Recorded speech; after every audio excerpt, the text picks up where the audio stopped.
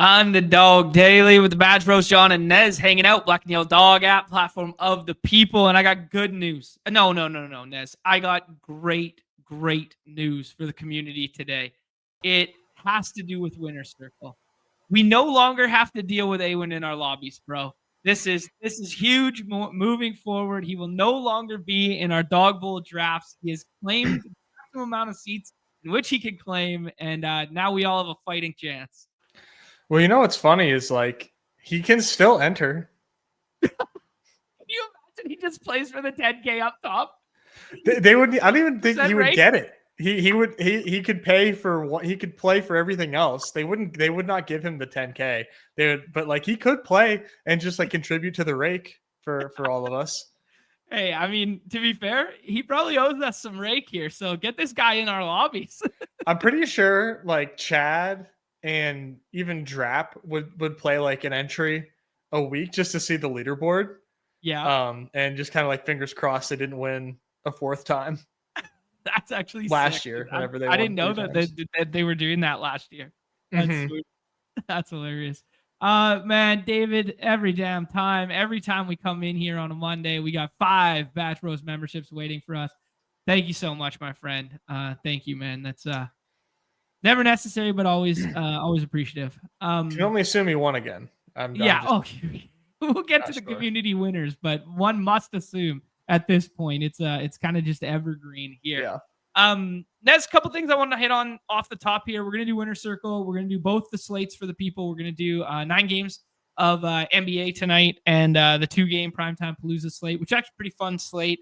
We get the Brock Bowers decision immediately after. We kind of joked about it on Friday. How far could he move next week? Oh, I don't know. Depends how healthy he looks. And then we were kind of like, oh, you won't have the decision. It'll be on the Primetime Palooza. Well, now we got the decision, right? So this will be a pretty fun slate to break down. But big update on the platform this morning. The D tag situation, the stuff that we've talked about in the past there, particularly pertaining to NBA with a doubtful tag.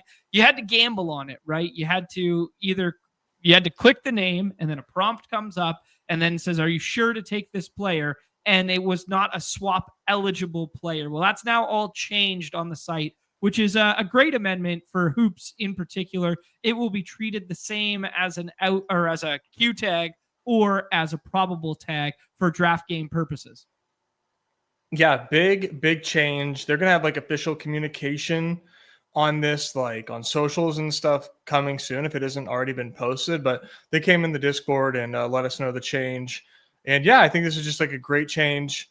We've been kind of talking about it for a while. Like every time a D tag rumored being able to play pops up, we're always like, man, I just kind of wish this operated differently. So it was long overdue, and I'm glad that they decided to go with this change. And yeah, it's gonna be fun. Now I'm kind of looking forward to the next D tag slate that we have because it becomes very interesting. Yeah, it basically specifically pertains to NBA, I would say, or at least most notably pertains to NBA, but it most notably pertains to the stars like Giannis and Joker and these guys who, randomly get a Q down to a D and then get elevated midday after shoot around or something like that. I'm going to say it probably only happens 5 slates a year if I had to ballpark it, Nez, like something like that.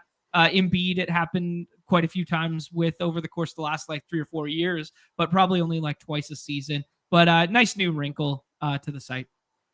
Yeah, absolutely. It gives us something new to kind of talk about and strategize over. Yeah. So that's fun. Yeah.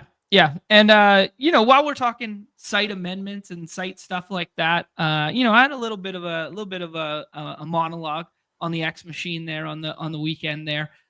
Guys, we know the problems. The problems are being echoed. There are endless threads with people. It's not acceptable right now. We understand that the tech has taken a huge step back at this isolated moment, but changes are coming and we're pushing forward, and I'm giving them the benefit of the doubt that this stuff's going to get ironed out. Right. Yep. Yeah. Heard everybody loud and clear for sure. Right. Well, they have, there's not a collective we in this. We are you guys. We play. We are players. Like, right. Like this is what bothers bothers us. So trust me, I go like above and beyond whenever I encounter an issue. I'll record. I'll do a screen recording. I'll do screenshots. I send them over to the guys. I let them know what's going on. Let them know how to recreate it. I come from a support background, so I understand how beneficial the steps to recreate an issue are for a tech team. Like, I promise, I'm annoying the shit out of them when it comes to that Exactly. on the site.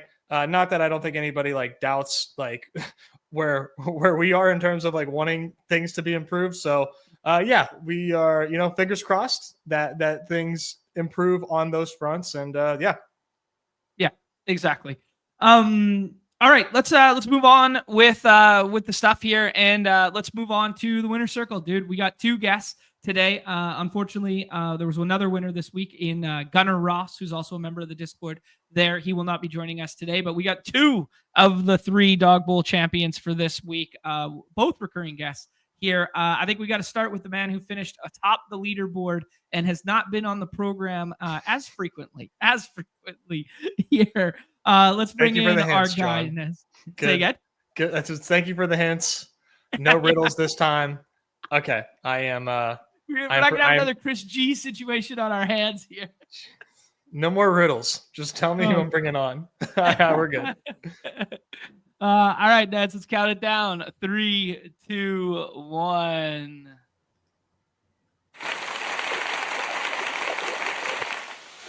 There it is, baby. Krutches, welcome back to the program. Our friend, man. Welcome back, dude, and welcome back to the Dog Bowl. Thank you. As you see, I think I'm more of a relief breathe out than anything else. So we're back. We got our spot. So from here on out, it's all bonus, but at least we got one. So awesome, love it, man.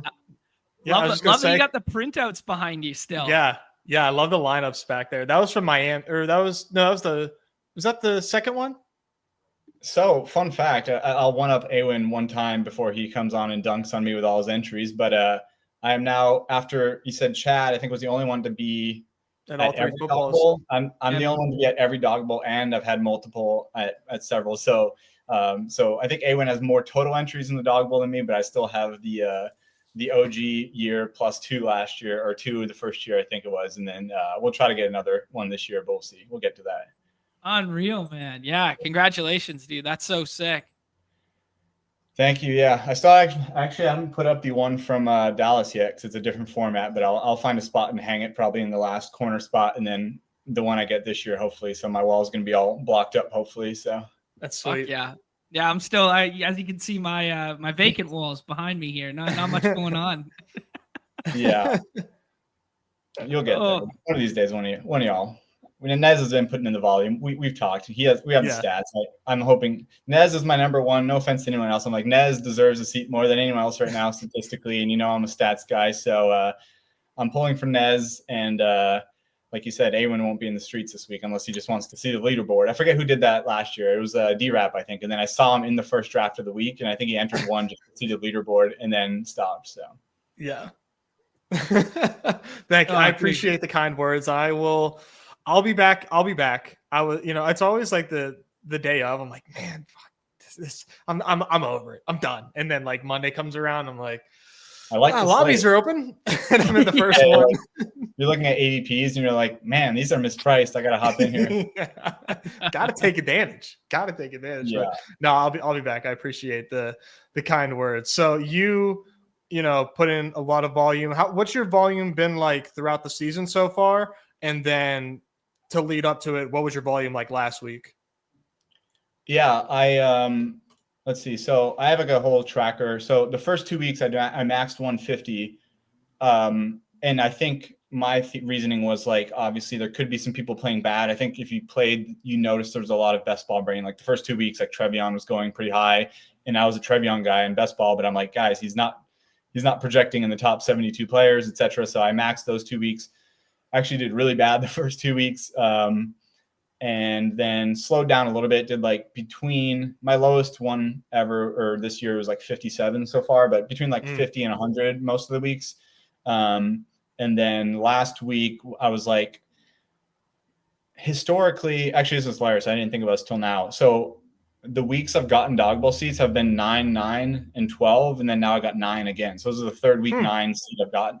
And I actually think that's a little random, but I actually scoped out all the slates early in the year and figure out how many games are on each one because I'm best on the thinner slates. And so I was like, I think there's a combination, and obviously it hurt last week. I got knocked out on the very last play of the game, as I talked about with the starters. It couldn't happen to a better guy, Chad, but it was that hurt because I was like, I'm going to attack these like mid-season weeks because it's two things, right? You get the thinner slates, a lot of buys, these ugly clicks you have to make, which I feel like I'm good at doing. And also like there's mid-season fatigue. And once you get to week 12 and 11, everybody's going to jam and it's going to fill on like Thursday and Friday probably. So like everybody's like, it's my last chance, week 12, I got to max it. So people are going to be in there jamming entries. And so this is like the ultimate mid-season, like I'm tired, my bankroll hurts, I don't want to do this many, I kind of over it. And so that was like, I'm going to hop in, really grind this mid-season. And then it was also 10 game slates. This week was 11, but I still liked some of the thinner spots. I talked about late wide receiver. So all in all, this is like very nerdy, but I also want to like, super happy with people that punch tickets on low volume, but like for grinders, our mindset's different where we're like, it's, our year's not ruined because of the dog bowl, basically, once you get a seat. And funny enough, I did the math. So 3 spots get in out of 5208 in the contest. So if you make that division, and then my 1% rate for, not to flex is 1.78%. And I'm actually trying to spread exposures out a little more this year. So I used to be over 2% in the 12 mans. So if you multiply that and then how many entries I've done, which is 974 this year, it actually comes out to a 99.8% chance. So basically like it lines up math-wise that the exact amount of entries at my 1% rate at how many spots get a ticket, it like right at 100% is when I got my seat. So I'm like running perfect average. So it's dirty, but it was interesting to see that like, the spots, my 1% rate and the amount of entries I did, I'm like right at where I should be getting my first ticket. So, it is very math in my sense. I mean, I'm putting that's some good, yeah. Did I freeze? We good? Yeah. You're good. I got both of you guys. Okay, cool. Yeah, no, that's very cool, man. I love the analytical side of it. I love that you're going that deep in the weeds alongside it. And I love the recognition that like, hey, man, I'm just completely neutral to EV right now. Like this is my expectation based on the way in which I've been playing and performing. Like that's pretty cool. That's very good stuff there. I wanted to ask the multi-sport angle right now because you used to be a huge hoops guy and stuff like that. Have you taken a step back, like just in terms of like multi-sport on the platform and like really focused like just dog bowl stuff, or like, what's your approach been recently on the app? Yeah, I joke about the retirement bit, but I actually did like completely stop playing NBA in February of last year. And most of my losses were on the dog bowl last year. I got super close on the NBA dog bowl, missed out. And, but I still like looked back and just realized like there's, people, I'm not saying for everyone it's the right decision, but for me, it was just not worth the time, EV, of playing every single day. And I think, I would have still been in the green on regular, non-dog bowl slates, but it was such a marginal EV, and maybe I ran bad. I don't know, who knows, but it just wasn't worth me to play every day and also monitor swaps and everything. So, so this year I've actually only been playing NFL, and I also don't play any PTP like Prime Time Paloozas. I know they made some changes to ADP this year, but honestly, I've been enjoying just like draft everything for Sunday and just have a clear mind the rest of the week, go play golf, do whatever. And then obviously I'll start my process for the next Sunday, but less volume in that sense, but no, not dog bowl only. I max every single thing on the slate basically, except for the squib kick, which funny enough, I actually, my 12 man's like 1% rate, I probably should just max auto it because if you guys look, I actually shipped the flea flicker single entry as well. And like, my, I'm really about combos this year. So I've been focusing that in 6 mans, but so naturally my 1% rate is going to be a little lower, but my 1% rate is like pretty average in 6 mans, partially by design, but also in 12 mans, it's like much higher. So I kind of wish the contest was a little bigger, but I probably should have just like auto 150 because I realized the flea flicker, I was doing so many drafts on Sunday, I actually autoed it because it's like a naked staffer, which I probably would have never done. So, it just shows that like 12 mans, you set your good ranks and you just let other people make mistakes and you can probably profit. So free tip, if you're a really good drafter and you have a low bankroll, like, no, I've never done a playbook.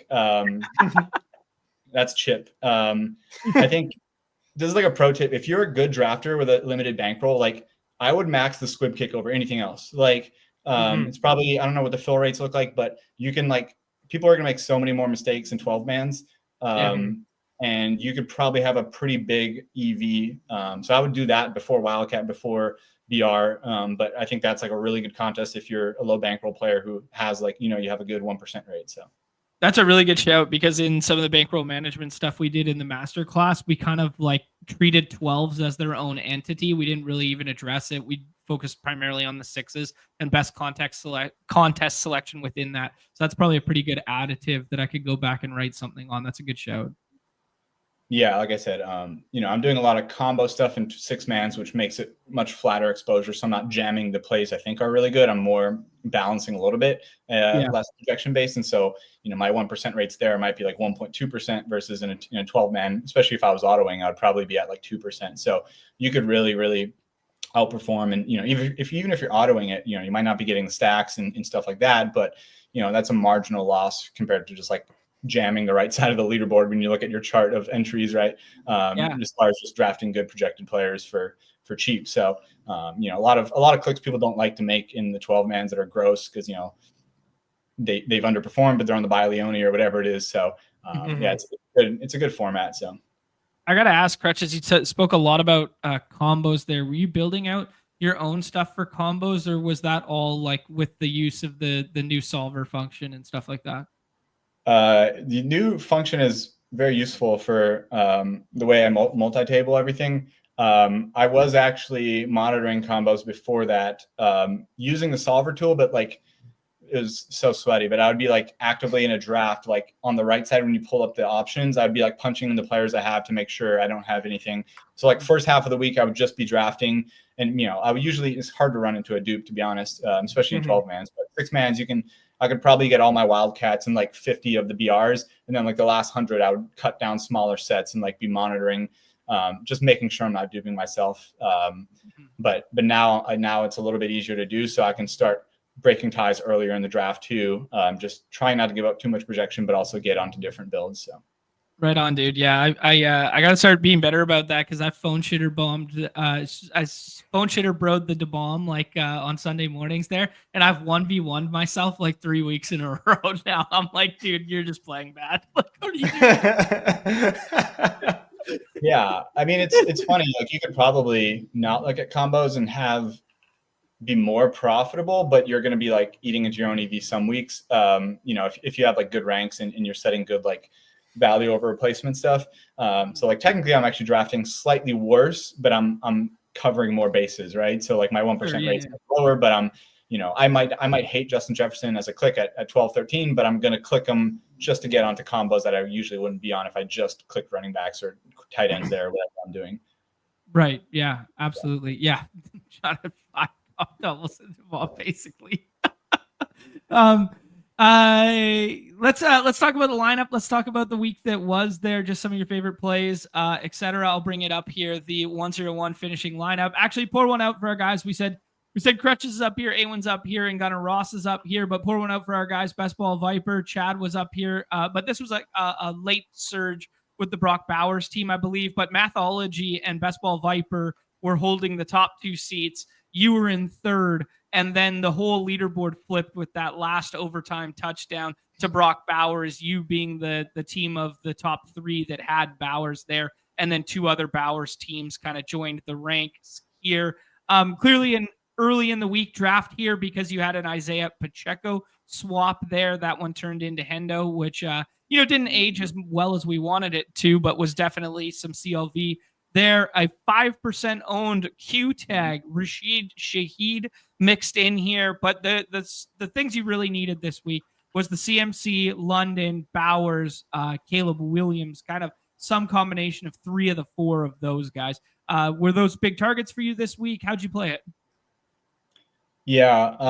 So this was early week. I think going in, I was clicking a lot of, a little bit mistakenly, George Kittle. I think I had 40% early. That was like partially a bet on him being projected tight end 1, but I was like projecting Purdy in. So I was like trying to give him a Purdy bump.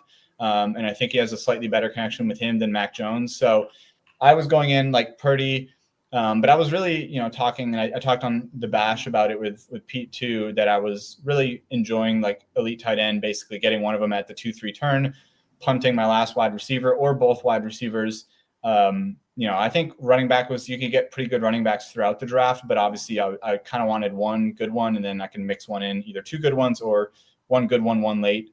I had too much Kamara. Apparently he's complete dust now. And I mean, I kind of had that feeling, but it was just one of those gross clicks thinking, okay, how much are they really going to play Devin Neal? It was a blowout last game, so maybe it was just a split because of that. But also a little bit of wild card angle of like Shuck.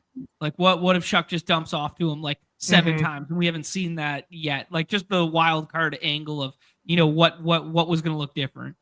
Yeah, I didn't even think that was a wild card. When he got announced in, I was like really even more bullish because I mean I probably typed this in DMs to Nez this week where I was like 13 target game for Kamara, basically like the Derek Carr special. Like if you look at Shuck's first start, who I think he's a decent, not a good quarterback, but he's a game manager. And I think he had 16 attempts for like 57 yards completion. So it's like very, slants, digs, outs, dump offs. So I figured you had a nice floor on Kamara, and even with the projection, nobody wanted to click him. So that was a mistake. But yeah, I was honestly, projections kind of screwed me this week. I was bullish on Bowers. Like in my own brain thinking like he seems a little undervalued. I think I probably sent this to Nez on like Monday too, just like chatting dog bowl with people and or I sent it to somebody, but I was like Bowers, he wasn't like, he's not in the brace anymore. I think they talked about that during the bye week. Like he's, starting to come on.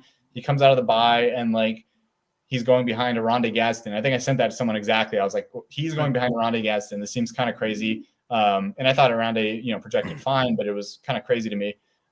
So I was clicking him early week, and then projections dropped and he kind of fell in the second tier behind the top 3. And then I kind of, was still getting some of him when he fell, but less. So probably most of my good teams were early week because of that. But yeah, Caleb Williams, he's always going to project well in that game. I was fine taking him naked, assuming that he can either spread it out, he can run some, he can throw it to Olamide or, Colston Loveland, who was getting drafted early week. But, or he can catch a touchdown apparently.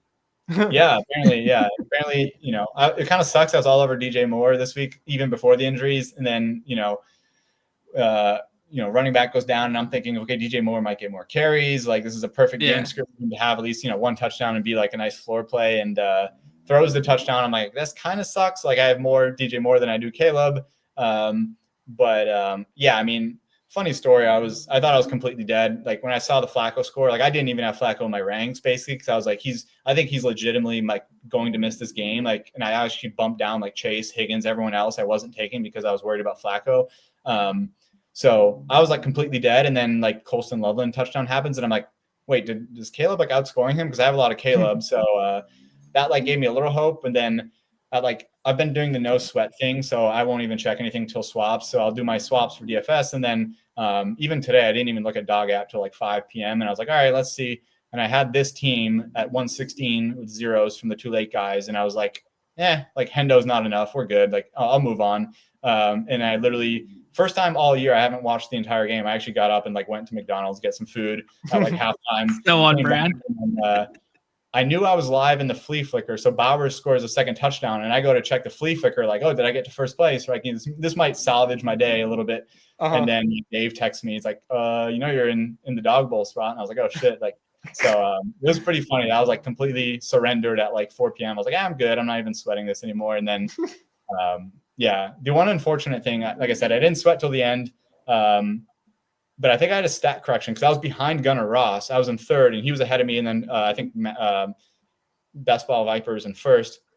And so like, had I not had that jump ahead of Gunnar, like it would have been way less of a sweat because I was sweating Chad Kendall's Rashee Rice team. So if you look at it, I think it was 148. So I was like praying for like a Bowers, catch or something to like separate me. No, it's higher up. He's like pretty close. It's the top Chad Candles team. Oh, there it is. Yeah, 11. So, I missed it. He had Rashee Rice, and I'm like, praying that Buffalo runs the clock out. So they punt back to him with 20 seconds, and I had a 4-point lead. So I was like, okay, as long as it's not like a 40-yard catch, but also it's garbage time. You just never know. And then they missed a field goal, and like, KC's at like midfield, and I'm like, oh, this might not be like great. So luckily, Bowers, I was clear even before the touchdown at that point, unless it was something crazy. So felt good about it. But yeah, it was definitely a sweat, So I was dude. in London, all week.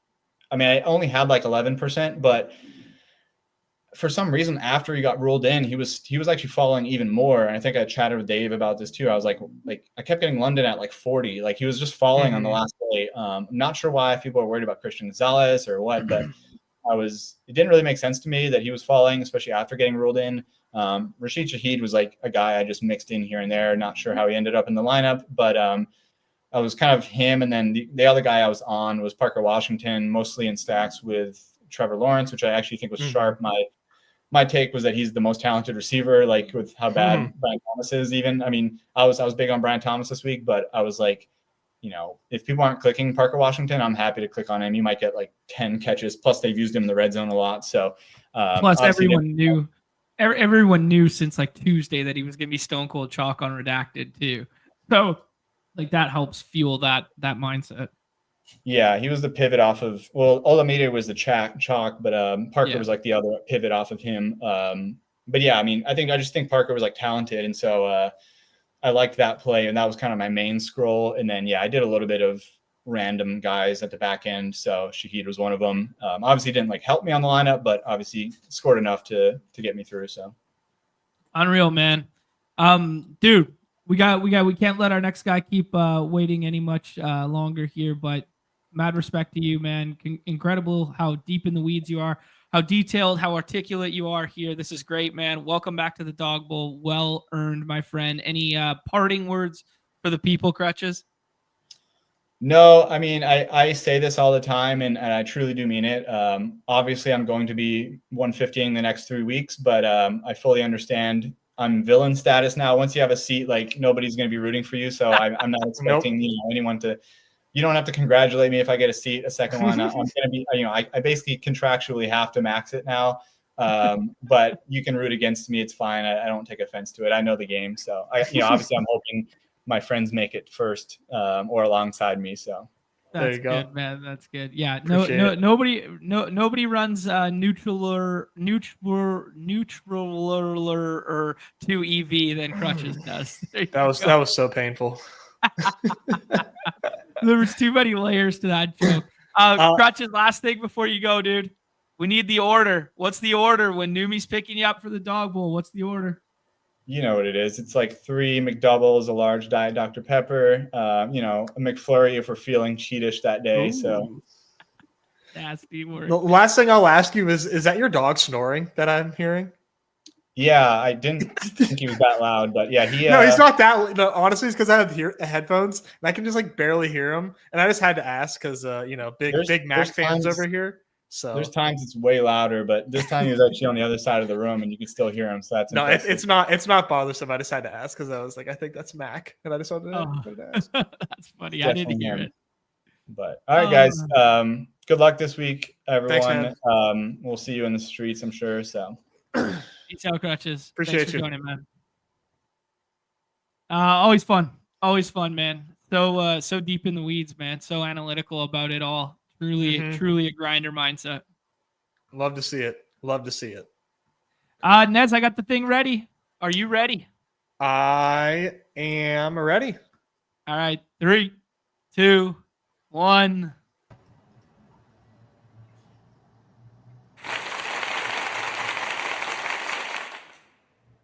Awen, man.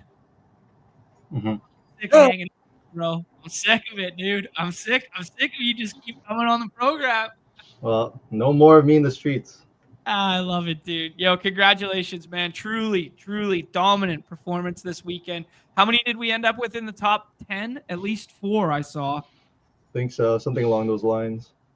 Unbelievable, man. Congratulations to you. 3rd Dog Bowl seat. We are maxed out. You're going to have 9 drafts at the Dog Bowl.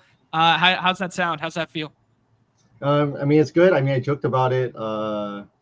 With my girlfriend that like last year I had 2 and had nothing. So this year I get all 3 seats. So finally grinded it off.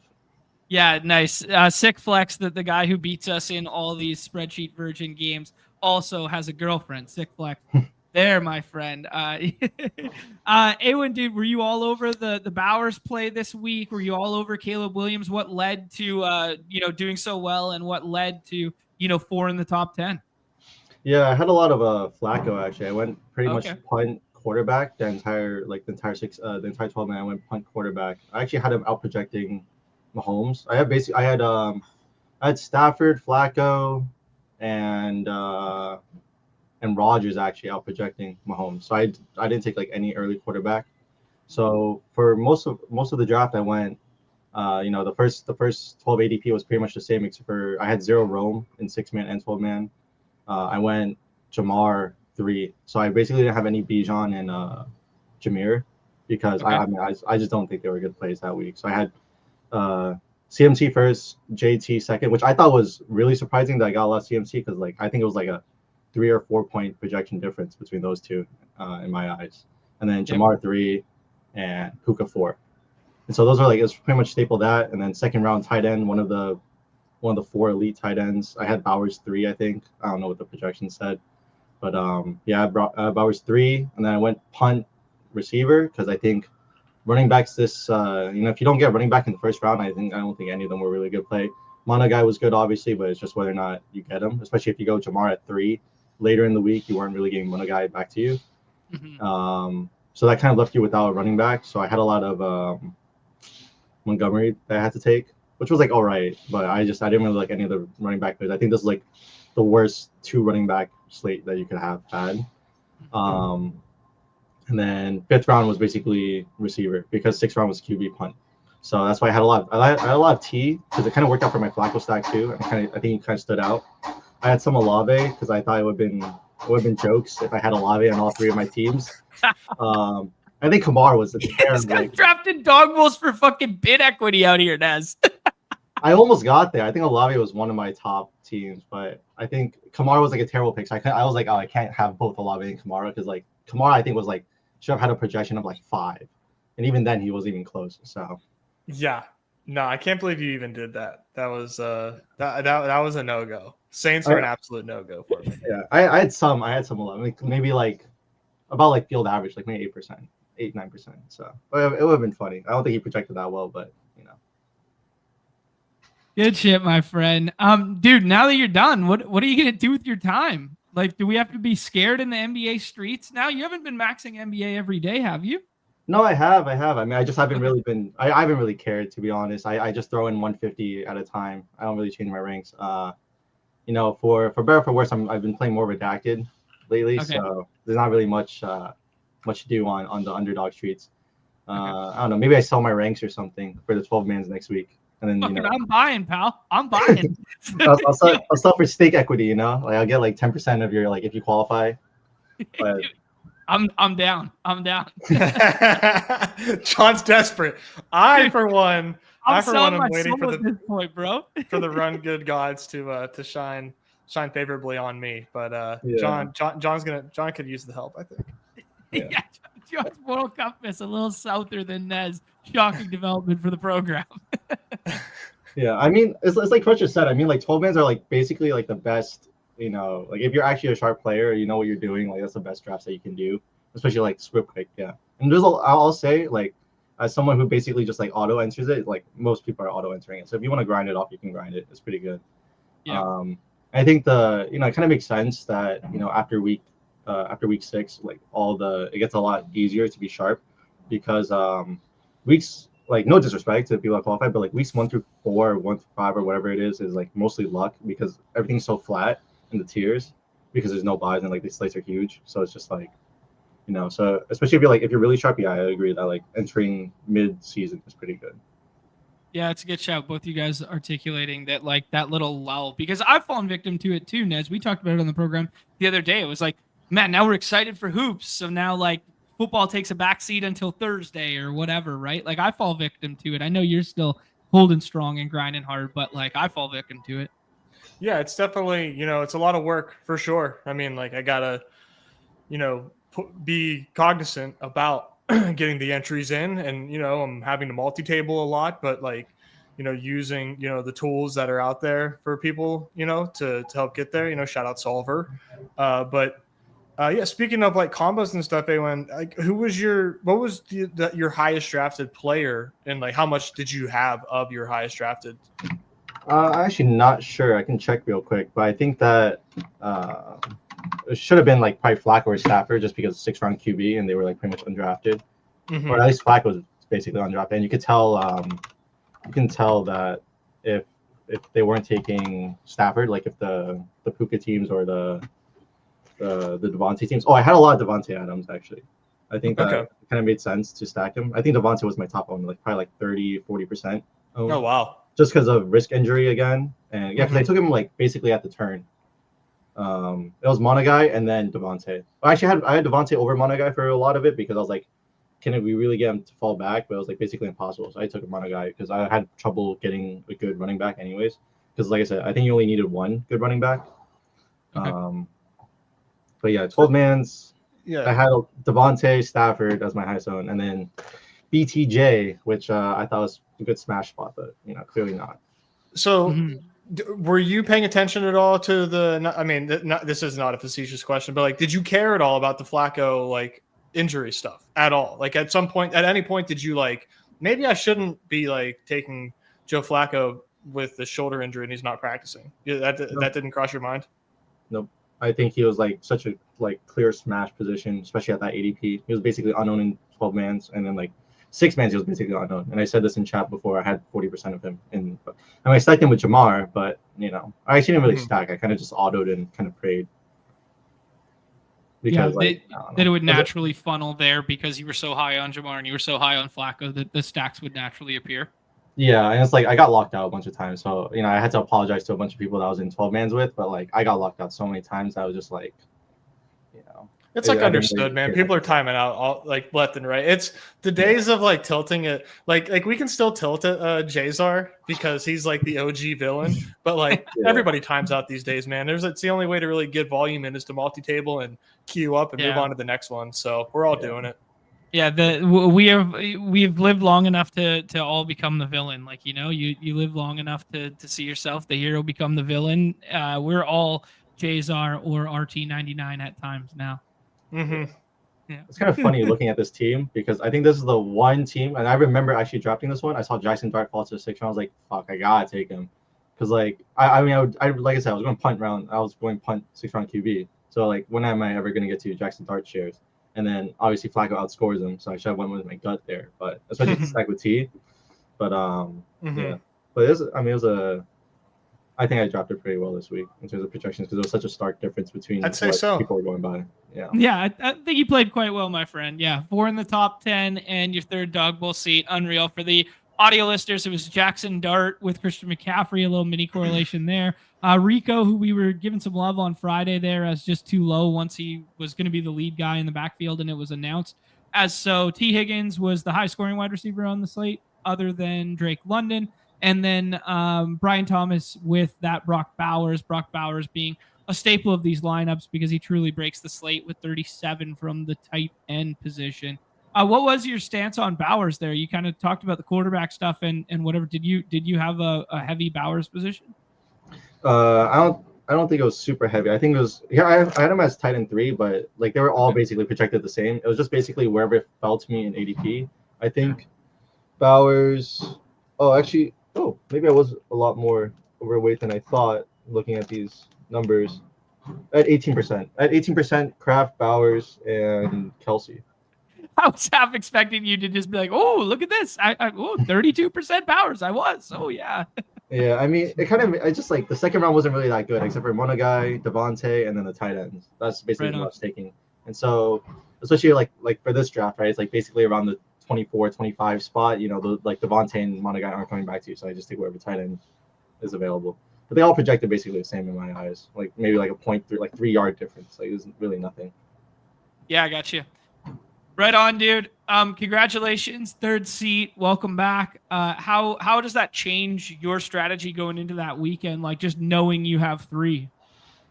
I don't know. Really, not much of a difference. I feel like I'm definitely more comfortable autoing the first one now that I have 9 seats. But I don't know. I don't think there's really much of a change. I think that, like I said, I think the projections are just so off that like the edge is just there. So it's just like there's nothing for me to get too super analytical over. I think it was like on Redacted. I feel like those sites I need to worry more about it. But for the most part, yeah, I think like I have my edge, and I don't have to worry about much. Right on, dude. Congratulations, my friend. Any parting words for everybody? Thanks for joining yet again.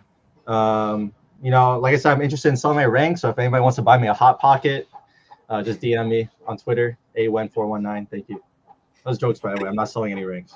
Good shit, dude. Oh man. Best of luck in the upcoming weeks here. We're not going to speak to you again until Kansas City unless you ship a main PR. So who knows? Fuck, maybe we will talk to you again. Never say never, man. Never say never. Maybe I'll split the 6-mans now. I'll actually hand draft them now. Oh. There you go. All right, buddy. Truly a legend of the site. Thanks for joining. Of course. Thank you. Have a good one. See you, buddy. Oh man, I'm in lockstep here with TKH in the chat. Can Awen push some of that run good to make Ja Morant relevant again? Yes, please. We need that. Nez, we'll kind of do a rapid fire of the community here and our thoughts on it. Those interviews were great. They just ran a little bit longer than usual there, and we got to get through a couple slates here.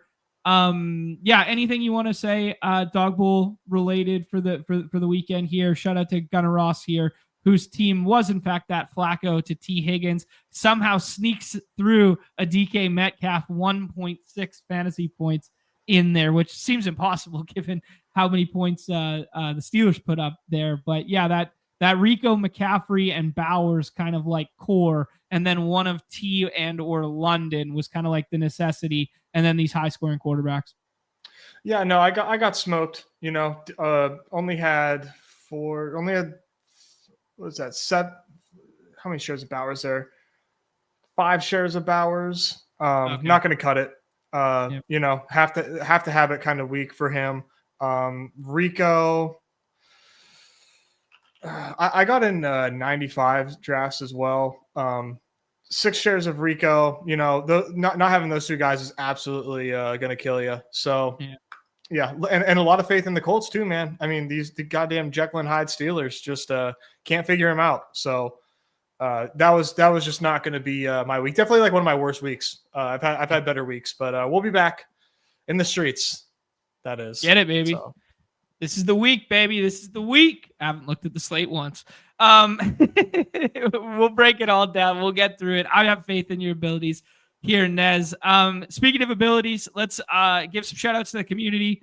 Shout out to our guy Noah, takes down the 2-minute drill for a 4K one there. 10% owned Geno Smith and a double tight end build. Truly sick, Noah. Truly sick. Shout out to our guy T-Box there. Corey cooked up a hoops slate on Sunday there, and then the old dog still has his tricks here out there doing damage in the Battle Royale streets there. Almost a 20. Was that almost like a 15 or 16K day for him? Was. Man, unbelievable stuff. Shout out to Chelsea here. Single entry victory formation with a 4th place in that one. Some love in some of the other contests there. Car Park, man, continues to be the fucking GOAT. Dirty hands, clean money every day here. He goes first and dupes himself for 5th here. And then he wins. That was early. Can't remember which contest it was. I'll look at the early slate and the fullback dive. And fullback dive. Yeah, the 5K is the fullback dive, right? It is. Yeah. The 5 entry fullback dive is this one here. Just what more can you say about the guy? Beautiful stuff. He gets that Jackson Dart 20% owned there alongside the Christian McCaffrey stuff. And then you just need the Bowers, London, McCaffrey combo like we talked about there. Awen in here, flexing again. Shout out to, is there a screen name on this one? All right, we're going with Lil Big here. The Almighty Joe. Love to see it. Just 2 bullets. Low volume king out here with 15 hundo on 2 shots on goal. Build the bankroll there. And then Cowboys. That was previous in the week there, winning the crossover. Great shouts to the community, man. Another great week around here for friends of the show. Yeah, G's to the winners. Good job, guys. Absolutely.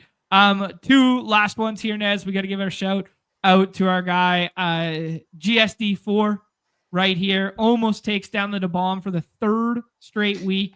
Comes in second place there. BTFD not to be outdone there with the takedown. I actually, guilty as charged.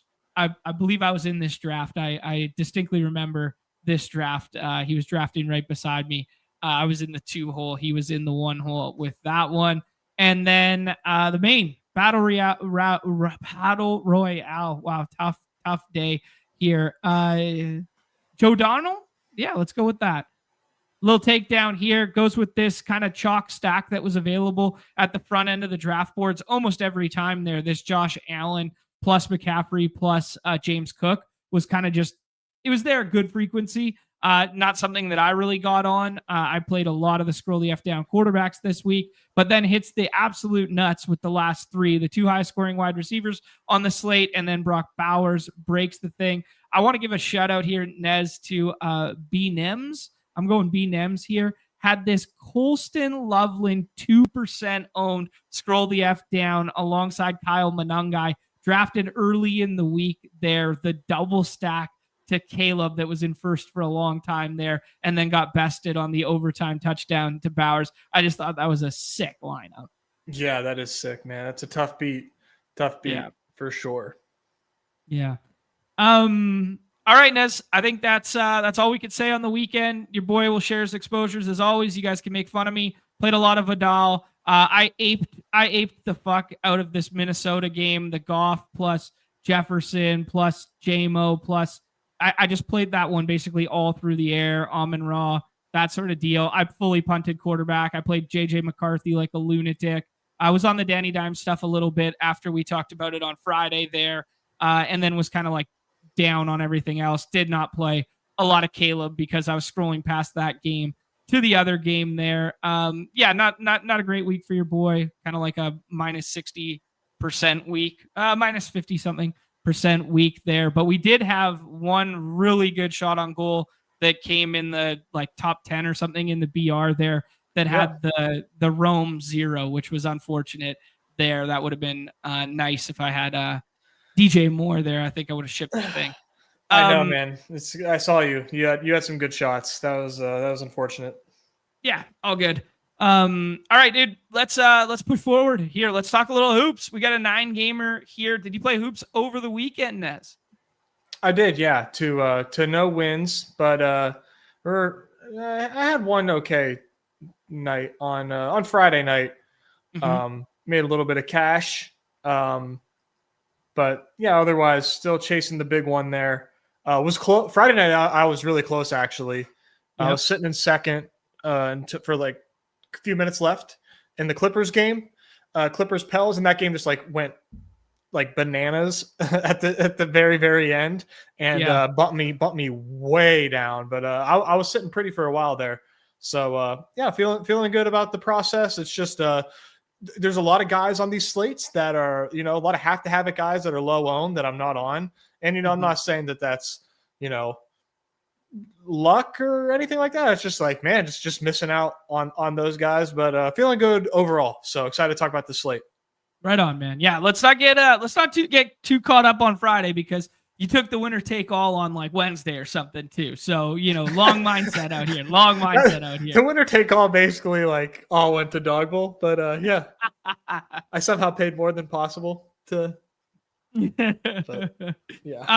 Shout out to Awen, man, dropping off 10 Badge Bros memberships. I think that's like 50 over the last 2 weeks. Mad love to you, man. That's going to give you guys access. Nez, what do you think? Tomorrow paywall? I think we got to do paywall tomorrow.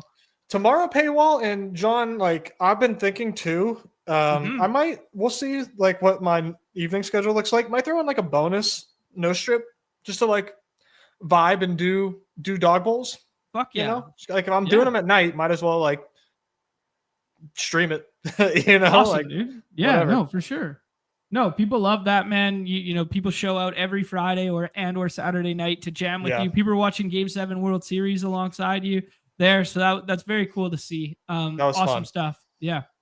Actually, speaking of which, man, truly one of the greatest baseball games. Like those last kind of like 3, that series was just incredible. But like Miguel Rojas, like journeyman on the team just because people like him, and defensive replacement, and everyone questioned why Dave Roberts put him in there starting in game 6.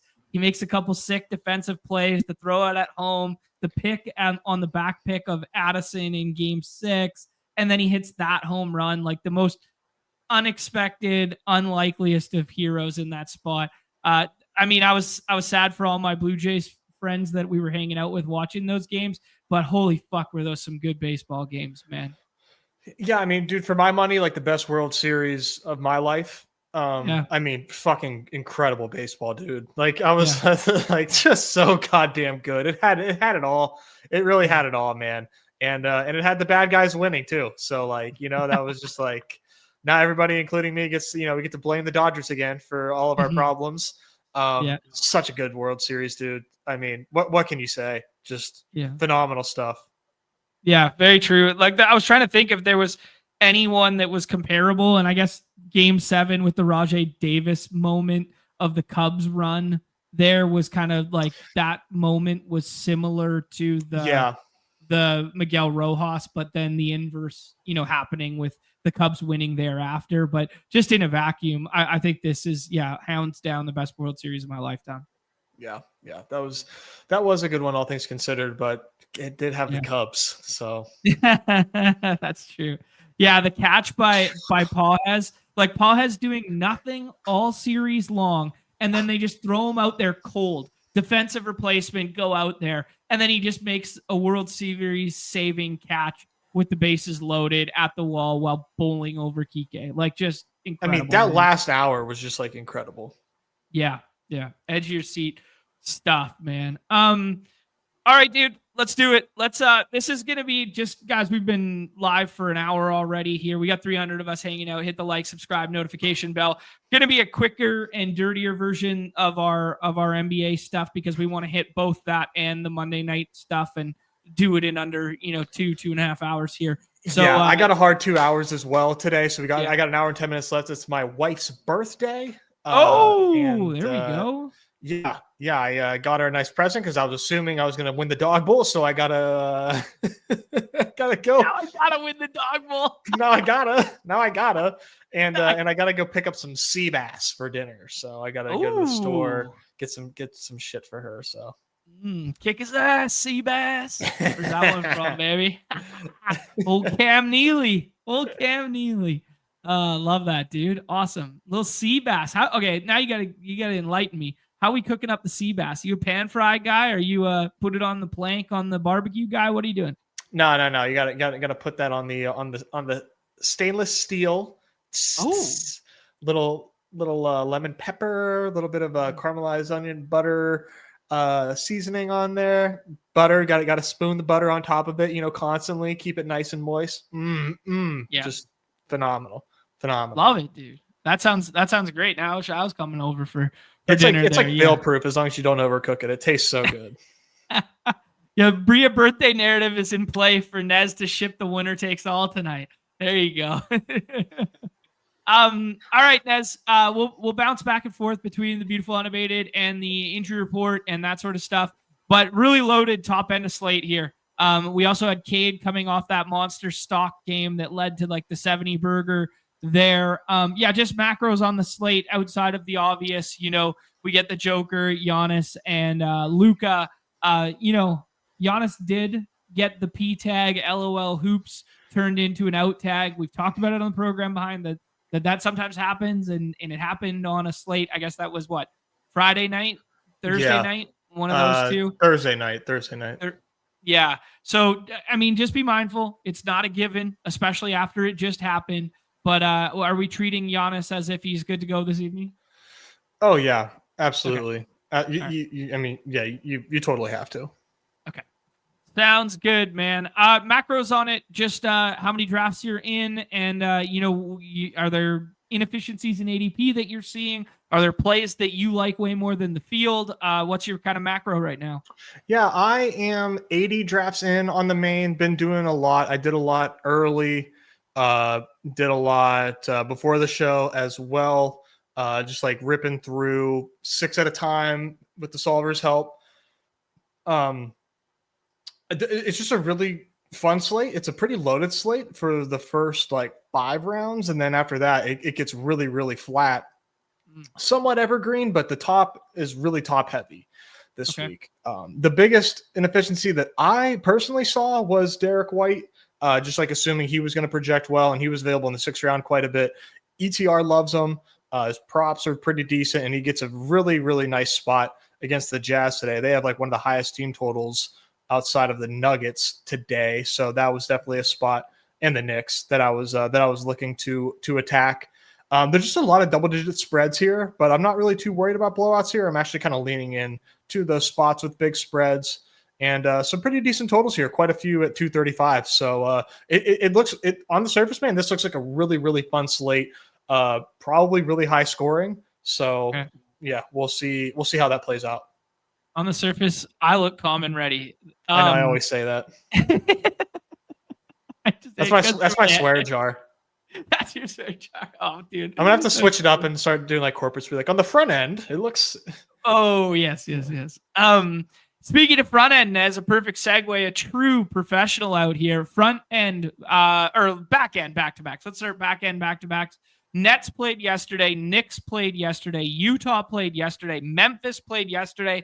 That was the Ja Morant disciplinary hearing game. Let's call it that. After his lackadaisical efforts and really strange media comments after the game on Friday night there about ask the coaches. I don't know what's going on with Ja. Lakers on the back-to-back and Miami on the back-to-back this evening. And then those are back-end back-to-backs. And then front-end back-to-back is Clippers get OKC at home tomorrow night, and Milwaukee has to travel to Toronto tomorrow. So that kind of like leaning into that probable tag potential there.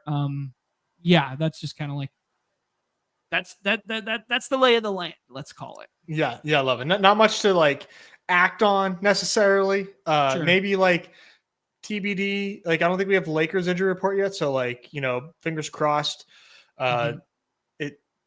Luka dodges that, but yeah, that's otherwise like everything looks good. Knicks are all fairly healthy, in terms of the guys we care about. So yeah. Exception being Josh Hart has a Q tag right now, but we'll get there in a half second. Yeah, Jazz is kind of like the most notable one, I think, with like the Walker Kessler ruled out, didn't even travel with the team, is going for like that was expected. Yeah, that was definitely expected, but just noteworthy. Some of the other noteworthy ones like Jabari Smith Jr. that's trending towards playing. Tobias Harris is questionable on the back-to-back. Zach LaVine is kind of like the big Q tag. Him and Dennis Schroeder are like the two big push-pull with the Kings at the back end of draft boards. People thinking it might be Russ Knight, especially in the redacted streets. He has a pretty big projection on the site. If you just filter by projection, you'll start drafting him in the 6th round. But in terms of ADP, he doesn't go like every time. Just kind of thinking through some of the other ones. Like Jamal Murray played through the Q tag on Friday night and now has the probable tag with the same left calf stuff that he played through. So we imagine he goes again tonight. That's kind of it. We're still waiting on the Heat, and we are still waiting on the Lakers. Without getting too granular and spot specific, I think those are like the most applicable to our site.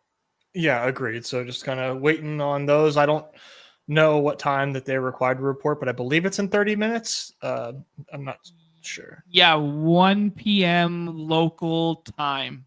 Oh, okay. 1 p.m. local time, West Coast games. So they'd have to report in an hour's time. Yeah. Okay. 1 hour's time. Okay, Nez. I think because we're doing an abbreviated version, we'll talk like kind of like macro games for a half second, not necessarily game by game and injury report by game. And then we'll talk about some of like the favorite targets and misaligned ADPs and then draft. Okay. Sure. Okay.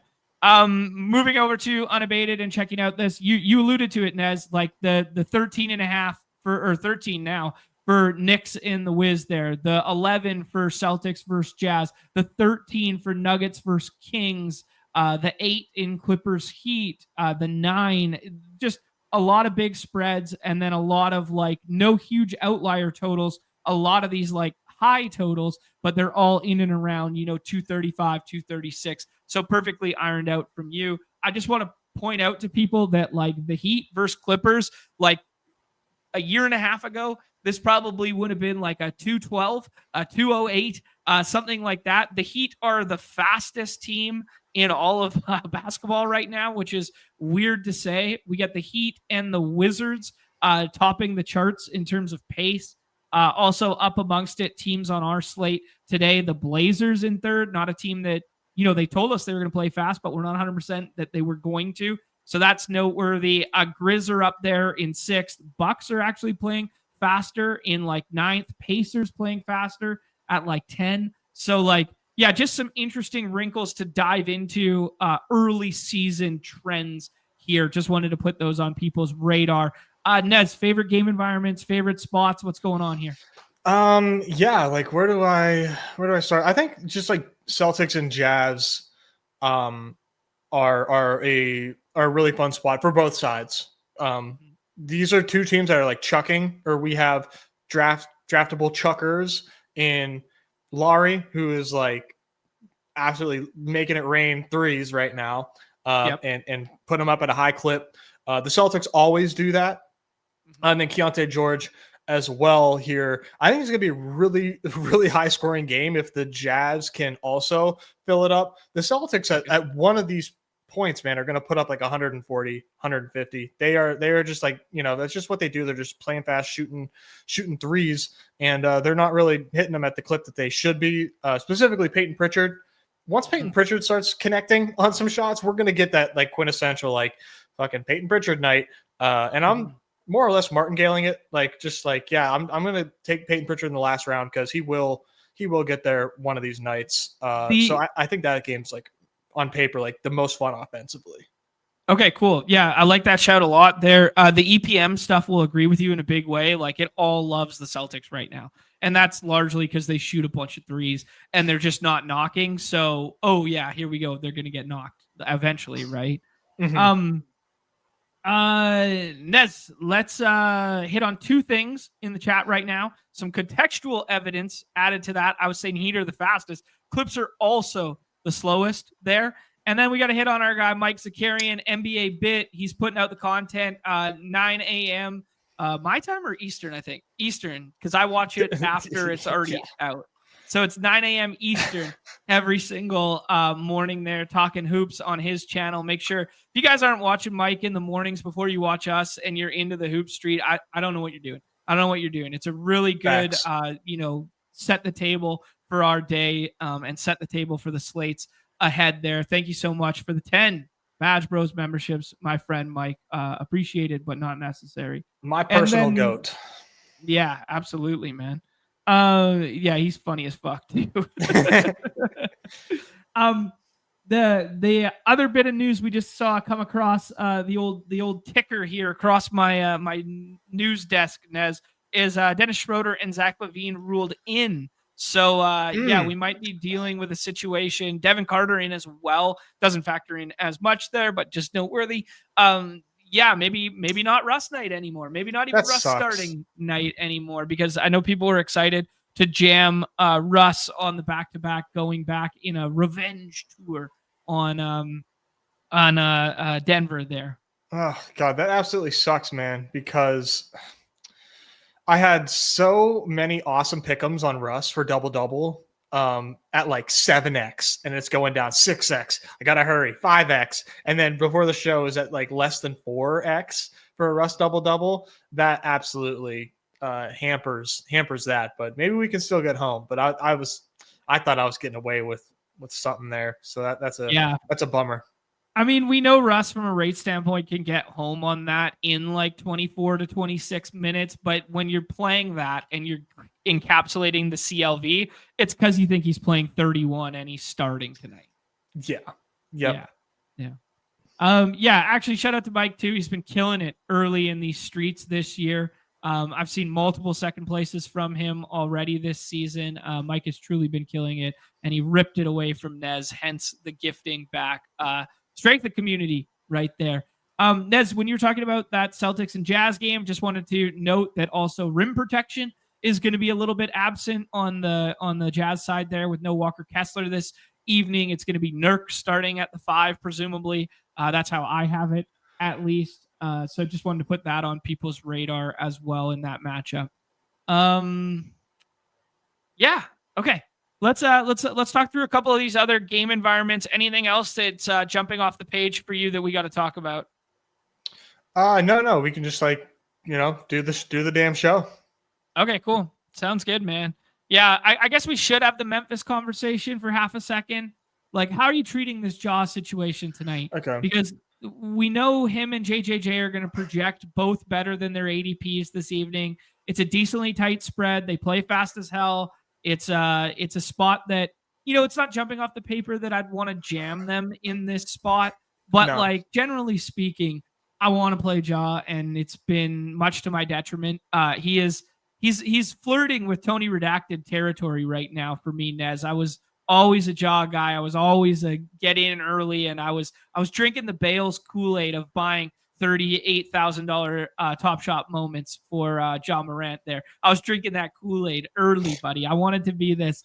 But yeah, anything here, can we play him tonight? Can we play JJJ? Can we play the narrative? I don't know. What do you think? Definitively not a Top Shot guy over here, but I have been buying Ja Morant, but I'm slowing down. Because nobody wants to play him, and like I got my shares. I was like trying to like get ahead of it because I thought the projections would like get him, at a higher ADP, a more expensive ADP. Not really seeing it, and there's really good picks around him. So I'm moving him back in terms of like ADP and tiers, like at the end of his tier, like behind Amen, behind Denny. Don't think I can get him behind Jalen Duren. Got to take him at that point when you're looking at ADP. But yeah, I have a lot of Ja Morant, man. I have a lot of Ja Morant because I don't think anybody wants to play him. The sentiment around him is terrible. He's been playing terrible. He just got suspended for talking shit on the team. They look bad, but it's Ja Morant. It's Ja Morant. So like he can still play really good basketball and still put up a 59, 60, that whatever, like a huge score, 50 plus, we'll call it. He can still do that. And this is a pretty decent total here.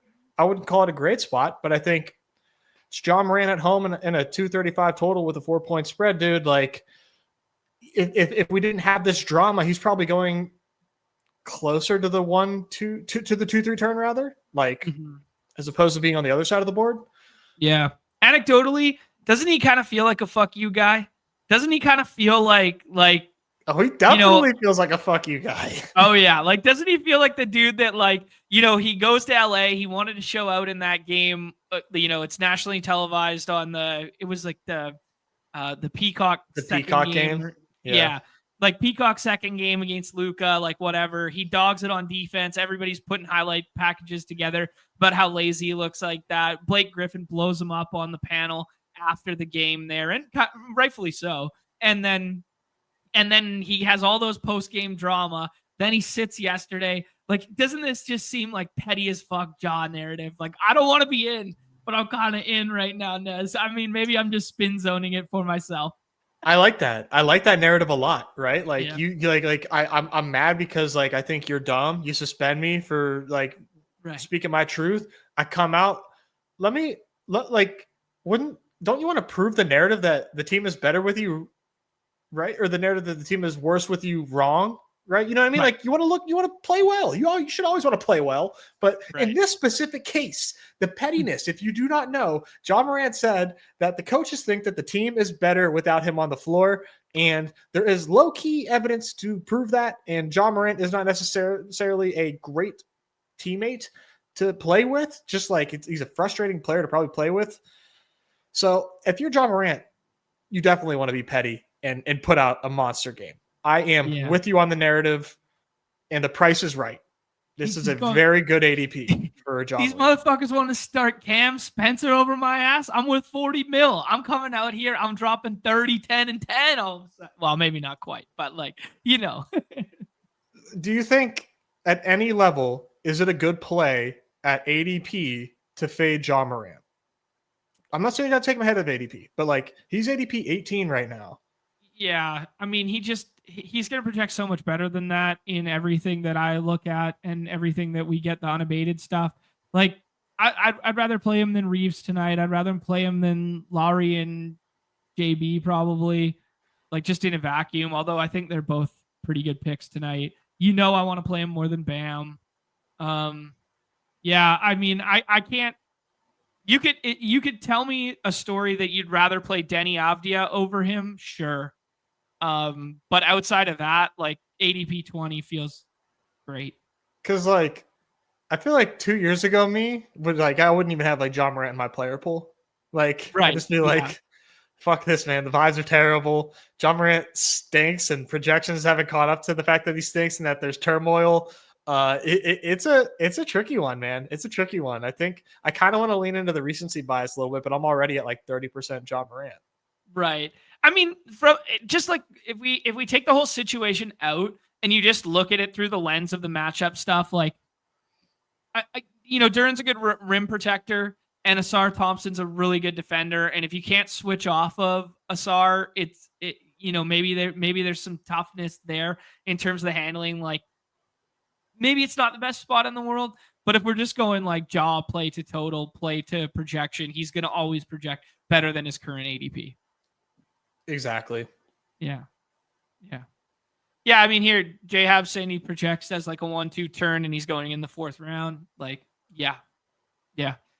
Another narrative at play tonight is the Miles Turner back to the Pacers. There, I've heard this a lot that he's going to get like booed and stuff.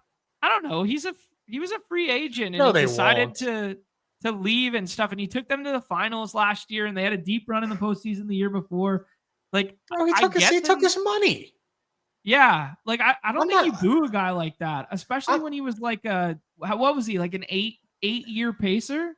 10, was it 10? Pacer? Maybe not. Dude, for like most of his adult life. Yeah, if you boo that guy, you're fucking dickhead fan base. I'm not yelling at you, David. I'm just yelling at the idea that they're gonna boo him. I would be pissed if they boo Miles Turner. I don't think they will. Yeah, I mean, like that. He was on the trading block his whole career, and he but like that's 50% their party. Like that wasn't necessarily that. Like that wasn't a him thing. No, yeah. That's what Mr. TD I think is giving Turner props. Yeah, yeah. Like his whole career, they weren't sure about him. Yeah. I did hear this stuff that he's been talking shit about Hallie, but like. I talk shit about Hallie every damn day, and that was out of that clip that went viral though was like out of context. But I don't know if was it? Yeah, I don't know if the average fan cares about context or if they just care about what clip got the most reposts on the X platform. So maybe they will let it fly. Whatever. Do you fans? You know what? Fuck it. Boo him. Yeah. Everyone says he's getting booed. David said he's getting booed for sure. All right. Do it. Boo him. This is what sports is all about. Boo him. Yeah. We just got a little more injury news here. It looks like the Heat have submitted.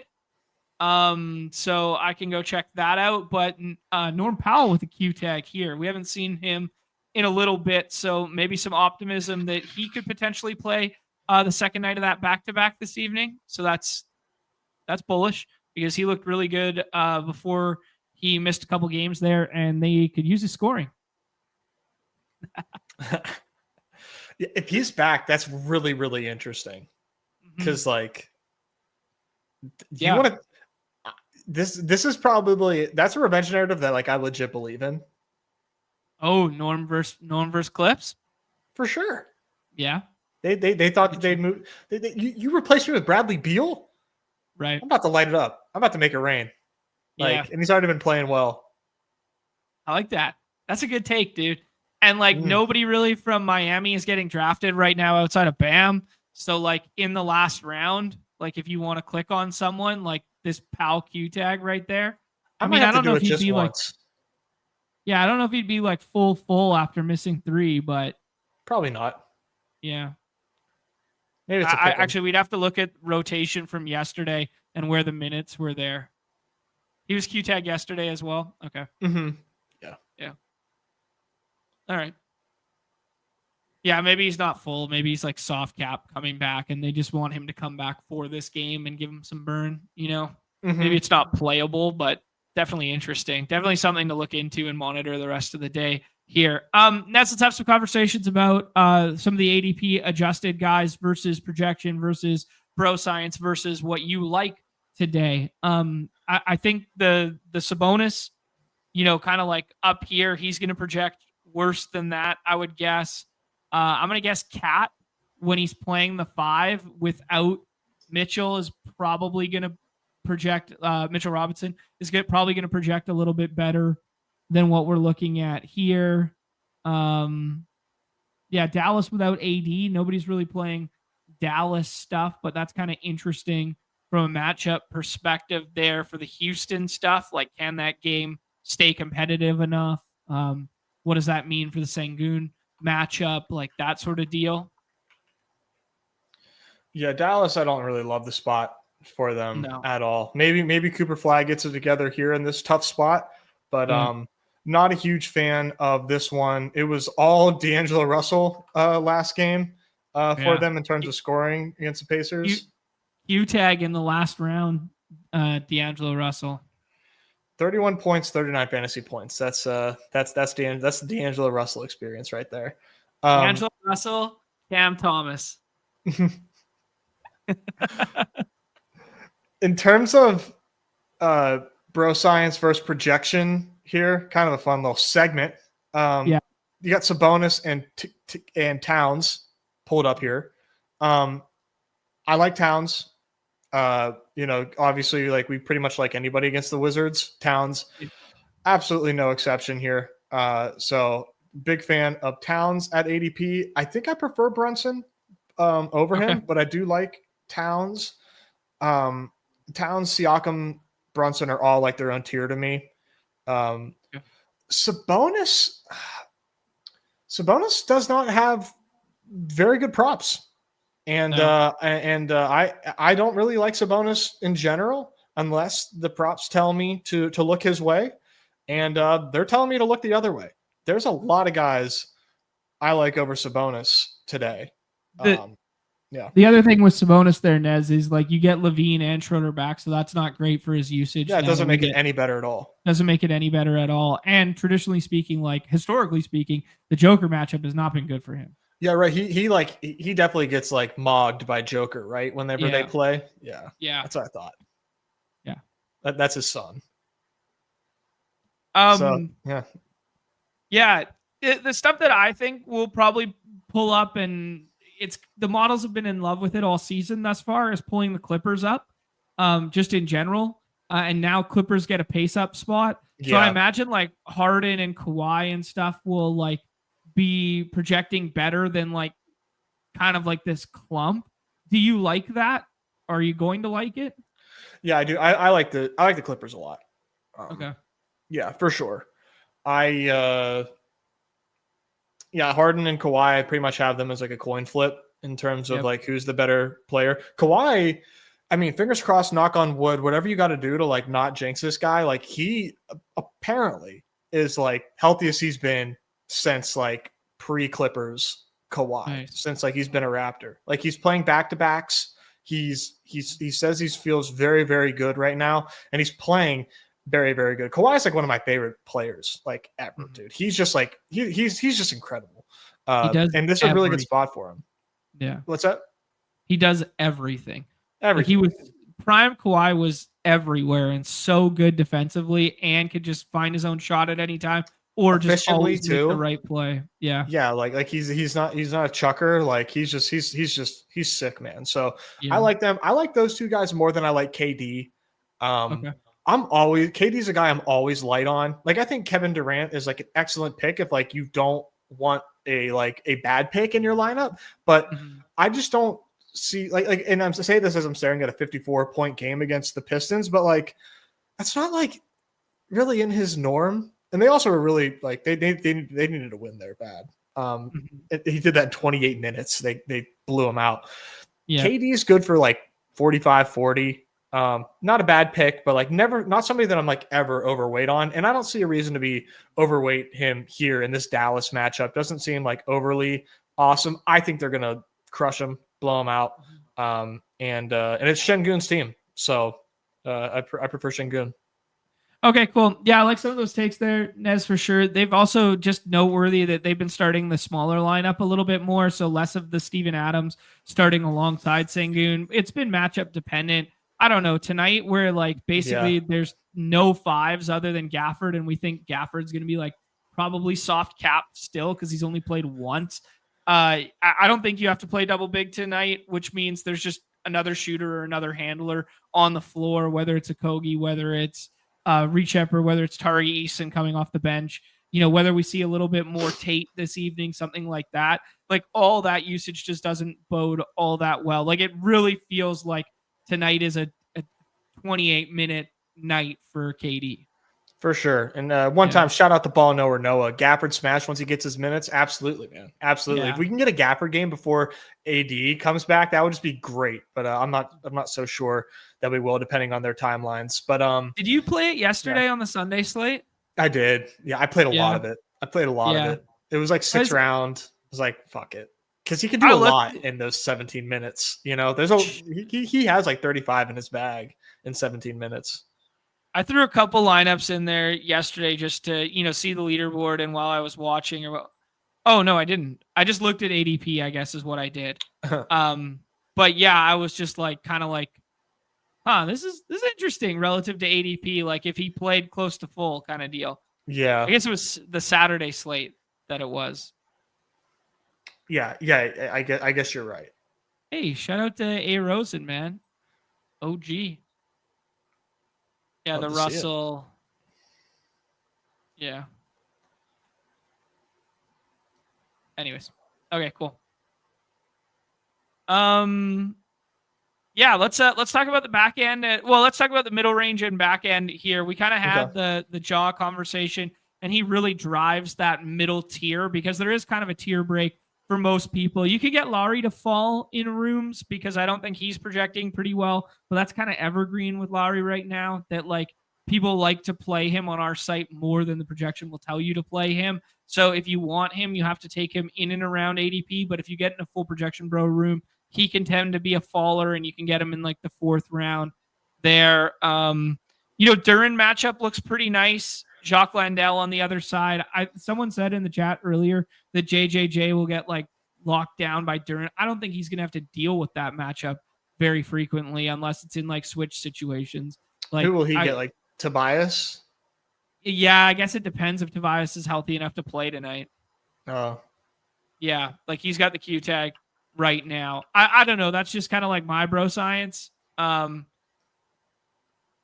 I think it would be more of the Tobias stuff. I mean, maybe if there is no Tobias, they do some like double big stuff with like beef stew, but I doubt they do that. I mean, but they did it a couple times last year. JJJ doesn't play big though.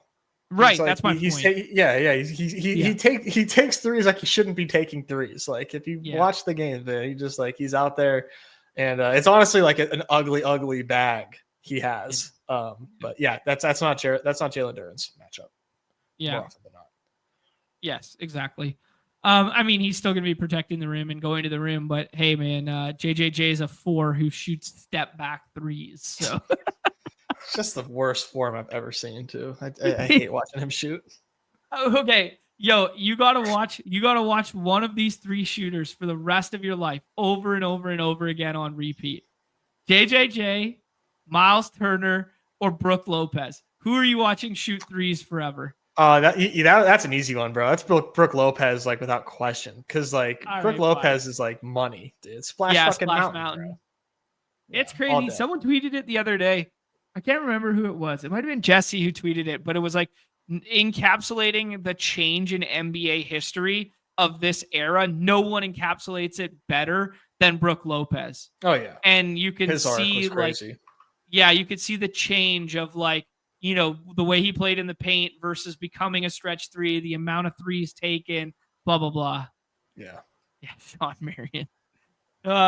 Okay. Des, the next little like pocket here.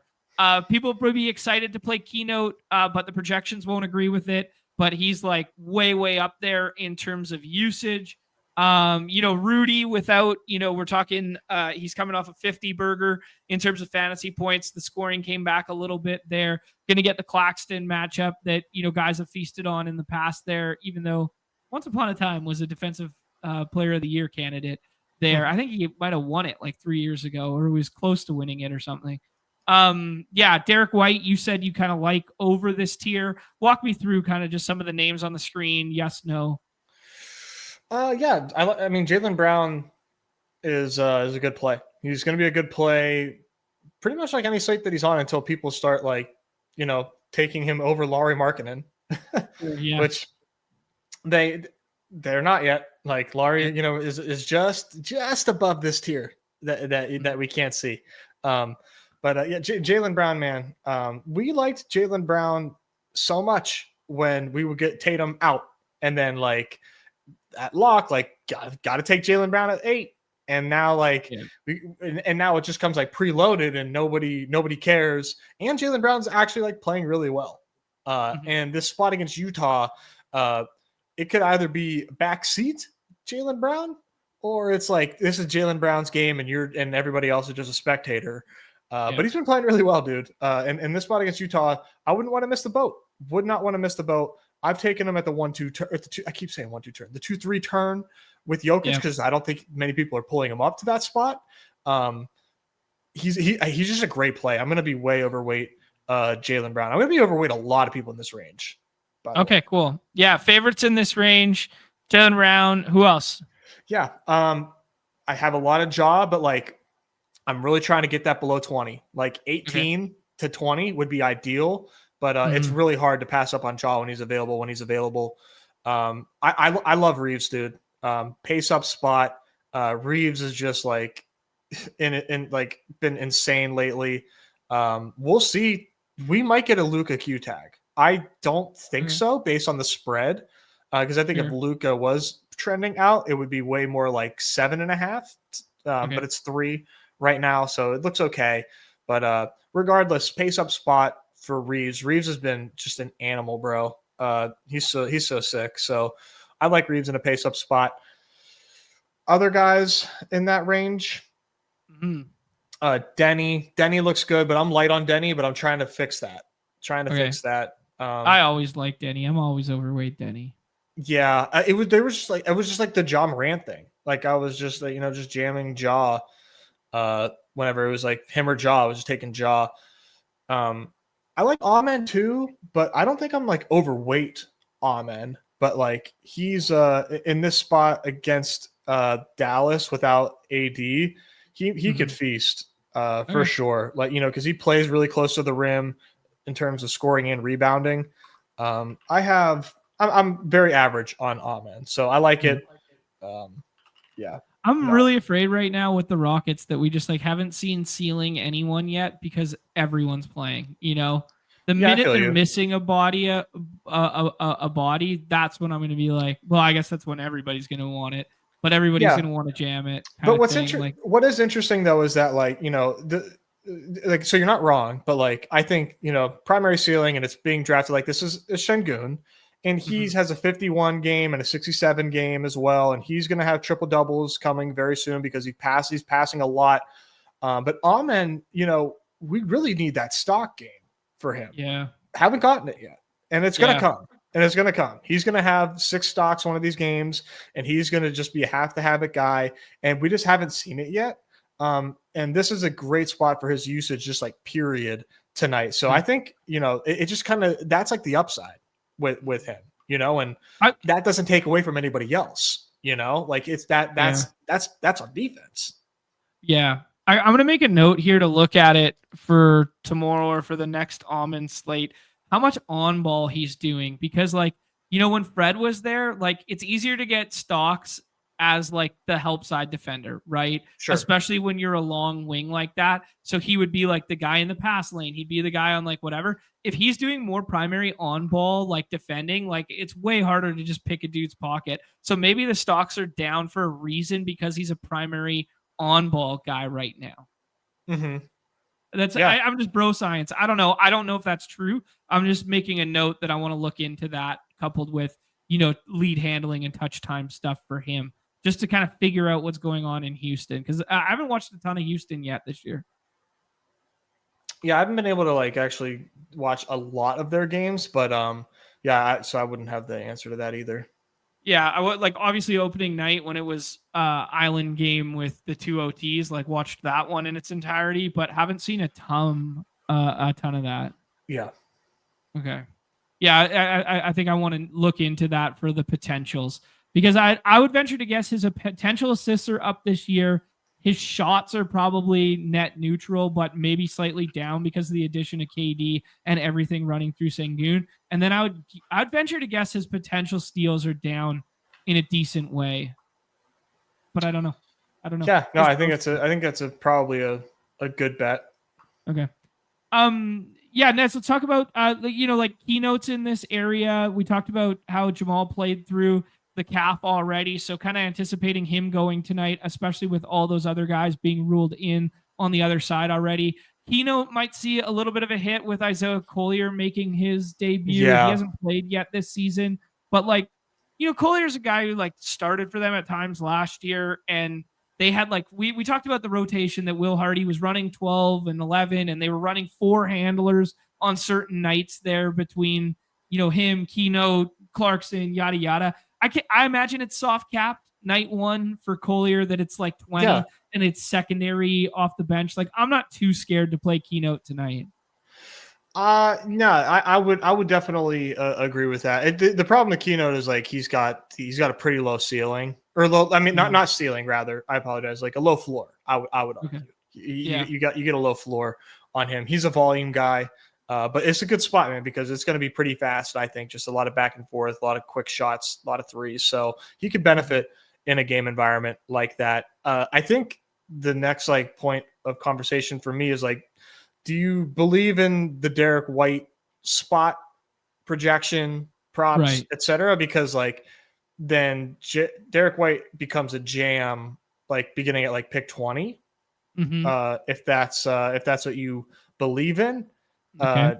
Are you buying Derek White? Because I am, in a really big way. I've got Derek White on half my teams so far. Wow, nice, dude.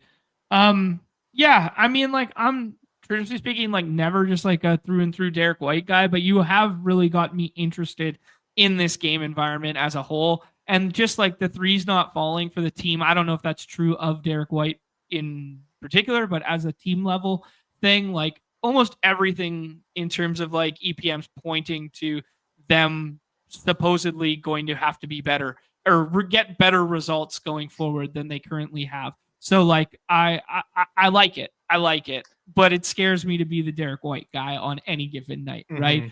I think I will definitely take some shots on 6th round Pritchard before I jam Derek White at ceiling, but that's admittedly an inherent bias take from me because I'm just not a huge Derek White in our game guy. Yeah, that's fair. That's fair. Just a fun little pick 'em here on Derek White. Okay. Threes attempted. Do you want to guess what the number is? 9.5. Oh my God. I was gonna say 7.5 if I wasn't drinking, and I was no way. Holy shit. 9.5, man. It's one of the highest. Next highest is I think it actually is the highest. Laurie's up there too with 9.5. Fun little pick 'em to look through to kind of see who's getting the volume up if you want to kind of reverse engineer your picks and who's shooting a lot. Right. Derek White is. Wow. Okay, I like that. I want to check on Pritchard now too. I think he's 7.5, and it's juice to the higher. Yeah, 7.5 and 9.5 for right. Derek White. Yeah. Okay. Wow. Very interesting stuff. Yeah, that's a good resource to just look at and compare the pick'em market versus what we're seeing in the draft lobbies. Yeah. Jeez, man. If you think he's gonna take 11 threes tonight or 10 threes and hit that higher, yeah, he's for sure a jam. Yeah, and maybe 3 stocks. You know, he has those stock ceilings as Right. well in this spot at home. Danny Ainge revenge game. You know, they want to. Love it. Oh shit! I got more narratives for you. The next conversation I would like to have personally is Ryan Rollins. I'm surprised ETR is bending the knee to the Ryan Rollins propaganda and saying that he's draftable. Not only draftable, but he's like a fine pick at ADP. I don't know, man. I think he's like the easiest fade ever. 100% drafted Ryan Rollins tonight. Beat me. Yeah. Just do it. Just beat me, dude. Yeah. I'm not doing it. Dude, I kind of agree with you. Like I was dismissive of him initially because I was like, yo, he's a defense first guy. Giannis is going to get the majority of the touch time, like going to get lead handling, that sort of deal. And I was kind of off it for a bit. Then I watched a bit of the games with him in there, most notably the Cleveland game on the last Sunday, I guess. And it was just, he doesn't excite me at any point. Like I get the interest, and maybe I'm too dismissive of him from like my bro science lens of like a talent evaluation. But I'm in lockstep with you, Nez. It's like if someone shows up with like 60% Ryan Rollins in there and they scoop the leaderboard, like fucking beat me. It's exactly perfectly framed. Just do it. Just I dare you. Because like I'm not doing it, man. His floor is terrible. Yeah. His floor is terrible. But the minutes are there. And the one thing that I will note is I was reading his tweet. I forget who said it. I follow some ball knowers, and they were really complimentary about Ryan Rollins as a college player. He did a lot of like, you know, shot creation on his own. So like he's a bucket. He can get his shots, and you know, he's and as far as steals go, he's got 2, 0, 4, 3, 3. So like that's being factored into the box score. He's also hitting like every shot. He has a game without Giannis in there where he scored 32. Yeah. I'm not doing it, and I'm really surprised that, you know, the main resource people use has him in the top 30. Personally, that makes him a bigger fade to me. Like perfect. Everybody's drafting him. Perfect.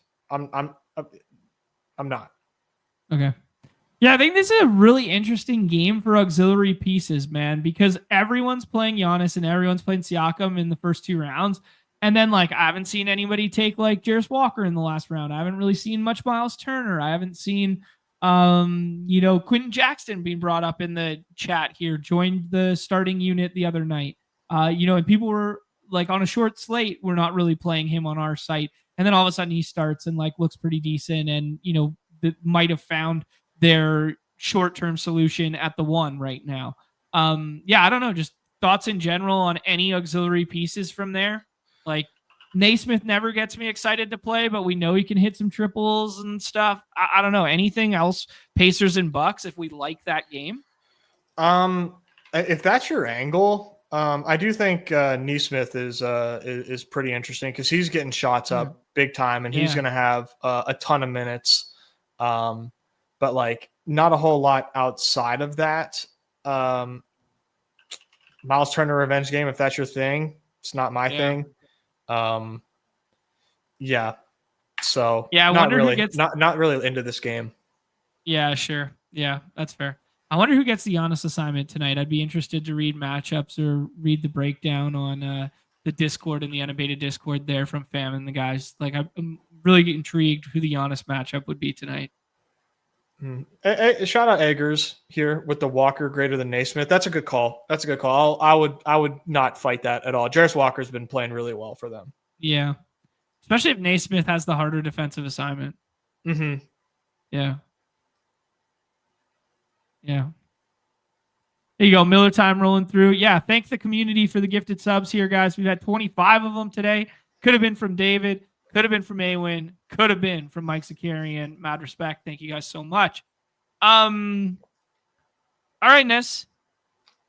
Seems pretty good. I think the last thing to talk about is the scrolls, bro. You know, I saw it in the chat earlier here that someone said it was kind of hard to scroll because they're just kind of eating the projection value that's available in the 6th on this slate. I think DeRozan kind of takes a little bit of a hit. I mean, he's playable on any night, but him and Levine kind of both take a little bit of a hit with everyone being in there. So they're not going to project quite as well as they were going. The models are probably going to like Zubok just because they like that game a little bit there. SAR, you can play the cat narrative the other way and just be like, SAR's usage has been really strong and he can play a good stretch 5. And as long as he doesn't get in foul trouble on the one end, Towns is gettable. So like SAR feels good. OG always projects better than this, especially if we don't get Heart. I don't know. Just thoughts on all your favorite scrolls and anyone you're going past here now that we've kind of lost Russ as the potential. Yeah. Pour one out for Russ. Scrolls begin early, I would say. Like Asar is there, like in the 6 quite a bit. An interesting scroll, maybe like 2 owned to take, but like I think that's a pretty decent spot for him against Memphis.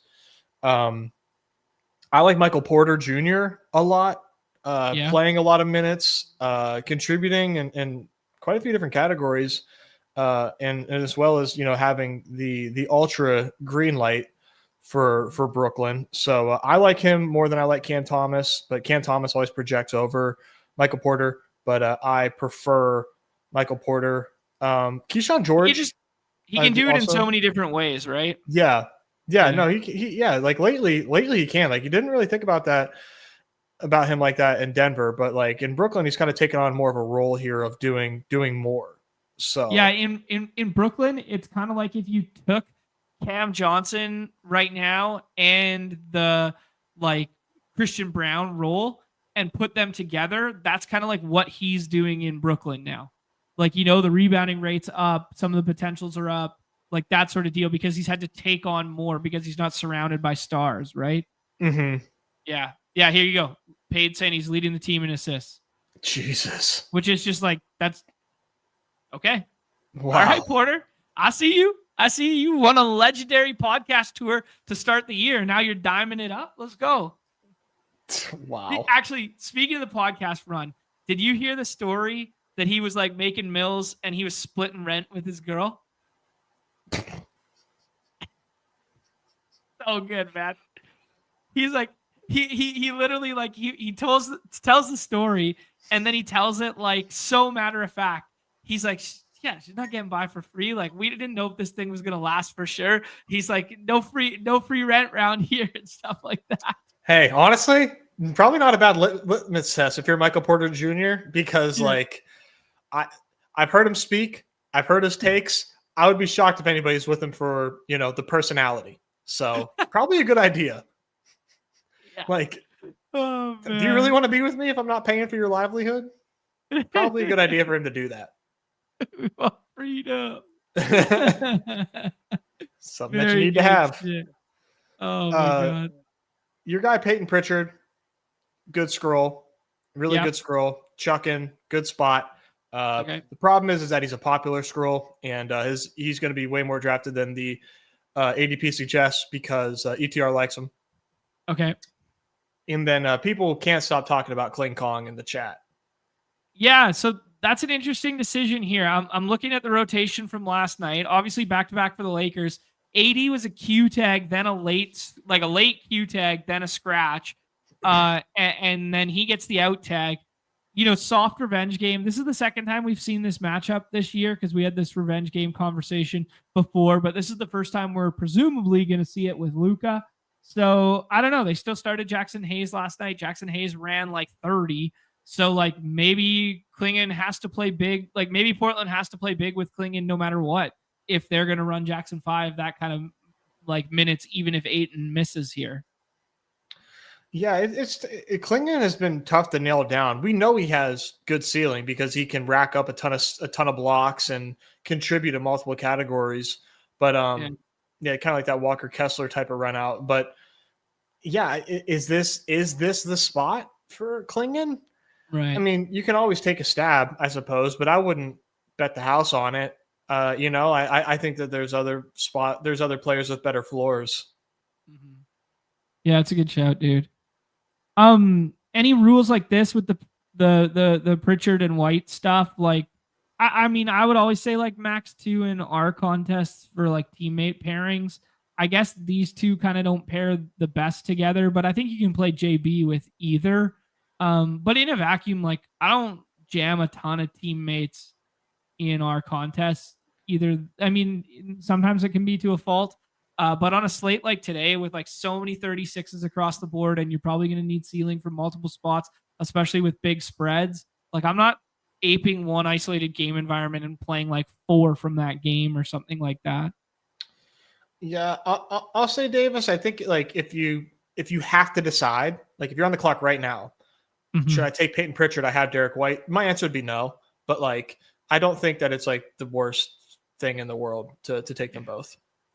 Yeah, good shouts. I think that's the perfect way to frame it there. Not as clean with like the hard and fast rules as like the redacted sites are, where it's like you have more roster spots to work with. Maybe it's a better conversation for like the 12-man draft, but yeah. I think I just decided what my favorite scroll is. Yeah. Like thinking about this spot more and more. Jaden McDaniels, going back to the Jaden McDaniels scroll. Yeah, dude. So against Charlotte, was that much of a game for them? I can't recall. I was kind of thinking that like Jaden McDaniels in a spot where like he can like pour it on, because like that's really what you want. It wasn't much of a game. They won by 17, but it was a close fourth quarter. Yeah, I was kind of going with the narrative, but the last game doesn't really like line up for it against. Well, Julius Randle did a lot. I just think that with this spot, man, like you want Jaden McDaniels to be able to score a lot along with whatever else that he does and can do. Just feel like against Brooklyn, there's an opportunity for everybody to score in Minnesota. Yeah. I really like McDaniels when Ant is out. Sneaky decent ceiling. He plays a ton. He's gonna play a ton here. I like Jaden McDaniels, man. Okay. All right. Yeah, it was a 17 game, but I'm looking at cleaning the glass right now, and they said that garbage time and heaves didn't start until a minute left in the fourth quarter. So it was pretty full. Yeah, he played 32 minutes. Yeah. All right. Just need a little bit more. Yeah. Nothing in the stocks department for him that game, and he's, that's normally a spot that he thrives, Yeah, that's what you're looking. You need those. You need those. I do believe when we were looking at the Brooklyn stuff, though, because I thought it'd be a really good stock spot on, I can't remember who they played on Friday right now. I'm sure we could just, where's Cam Thomas?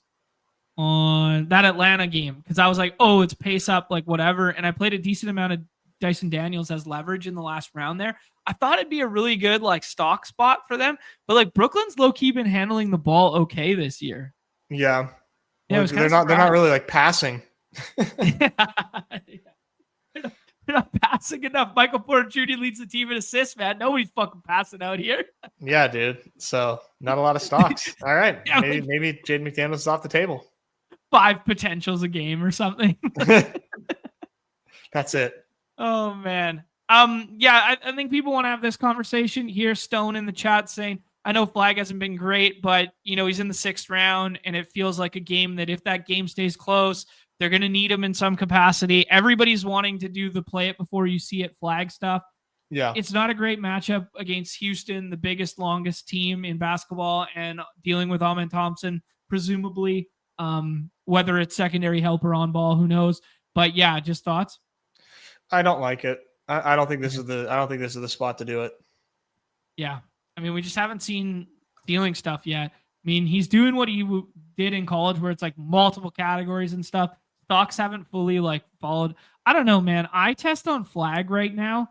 Like when I'm just watching basketball right now, I'm having way more fun watching VJ. I'm having way more fun watching Dylan Harper. I'm having way more fun watching Cedric Coward.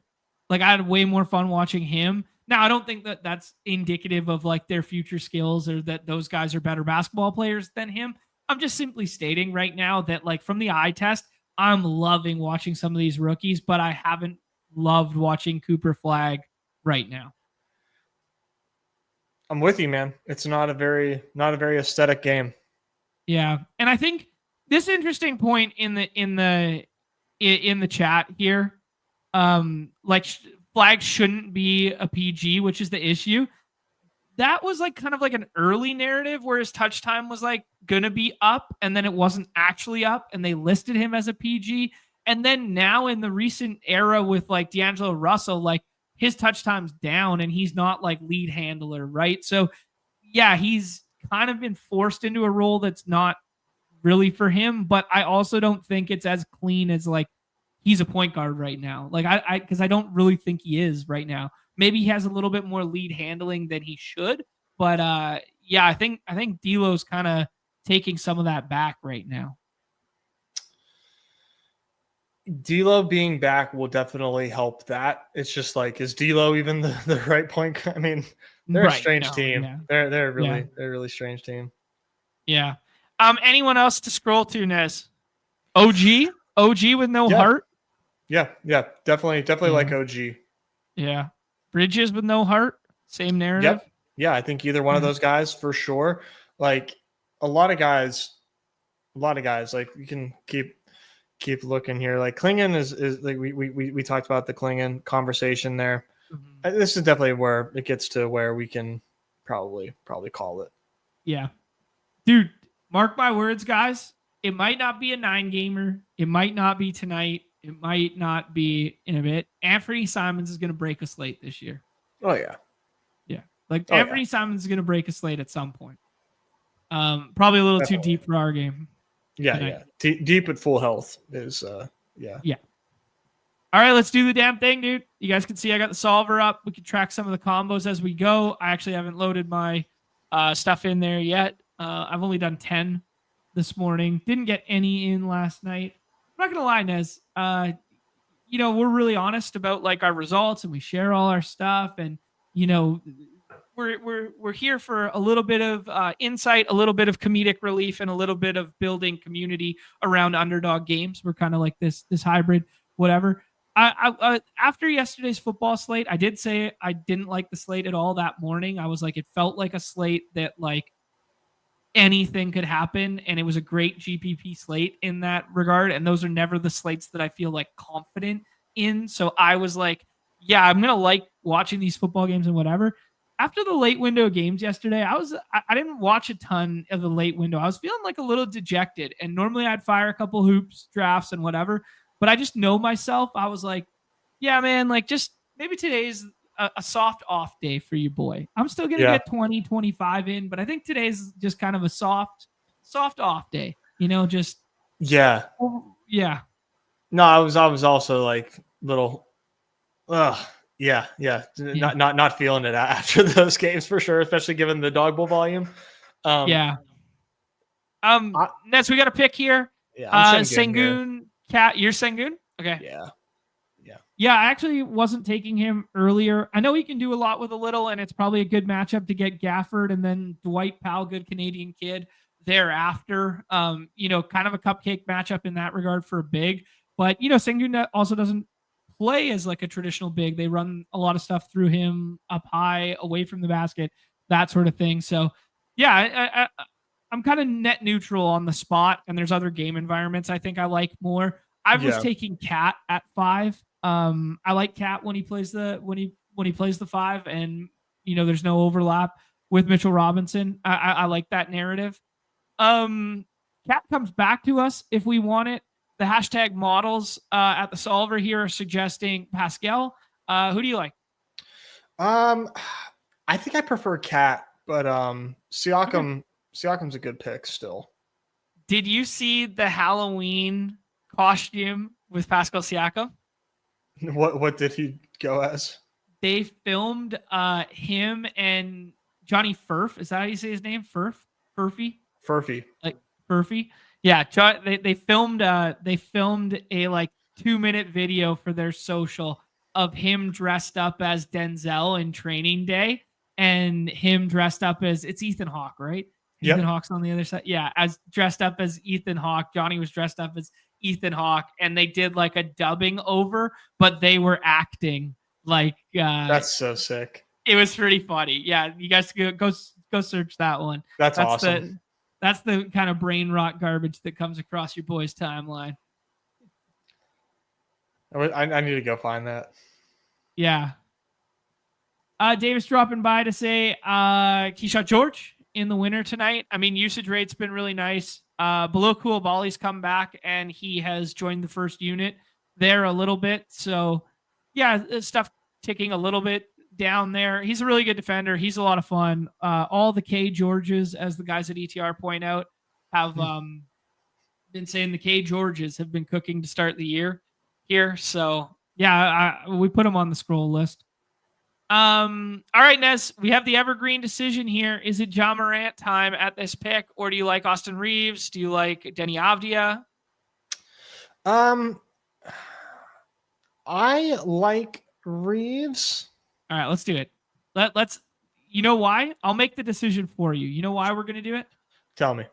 Because the injury report comes out in 2 minutes, and if we get a Luka Q tag, this price of poker is going up on that one.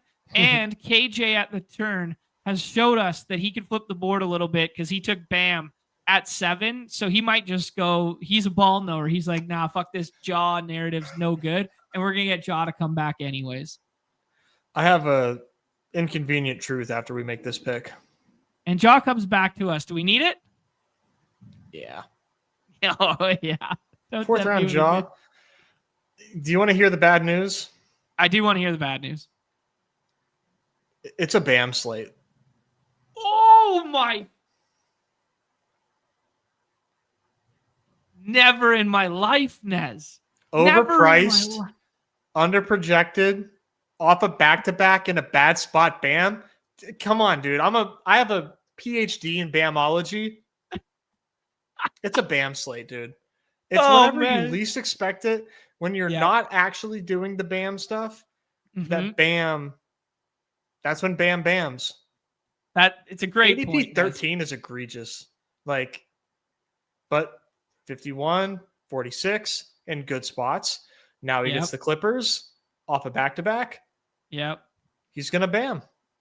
I'm going to watch that West Coast game tonight. I'm going to make it a priority to watch a good portion of that West Coast game tonight, just to see if that game plays fast or if that game plays into half court sets with the fastest team in the league versus the slowest, but also a team that we know used to like to play slow. Yeah. Like, do they revert to playing slow? Nez, I think it's double scroll territory here. Zubac's going to be the projection darling, and then we can scroll. Or what do you like? I think we scroll, maybe do a little Michael Porter. Sure. Yeah, I like the Michael Porter shout. Doing it in multiple categories, can also fill it up from 3. That feels good. But yeah, this is the range of the draft that the chat was talking about, where they just find themselves constantly clicking Zubac because he's just right there. He's going to project better than this tier. The game environment's better. He's like, if you look in the projections on the right-hand side here, he's 3 points higher than anything else we can click to right now. Do you like it, or do you want to do some of our scrolling stuff? We don't have a Boston piece. No, I like it. I'd say Zoobs or Peyton Pritchard. All right, we'll go with Zoobs then. We did a little bit of a Michael Porter Jr. scroll there. I have somebody at my door. I apologize, dude. Yeah, no, you're good, dude. And then I'll come back to say sayonara. Yeah, sure. Here's a question. If Luka has no Q tag, is it Luka over Giannis tonight? Just factoring in the wild card factor of what that probable tag could be, and the fact that Giannis is on front end back-to-back, yeah, potentially. I think the models will like Luka more than they like Giannis tonight. I haven't looked now. Yeah.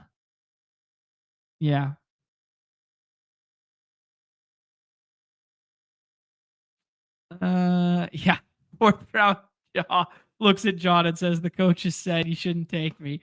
Yeah, literally, man. Literally.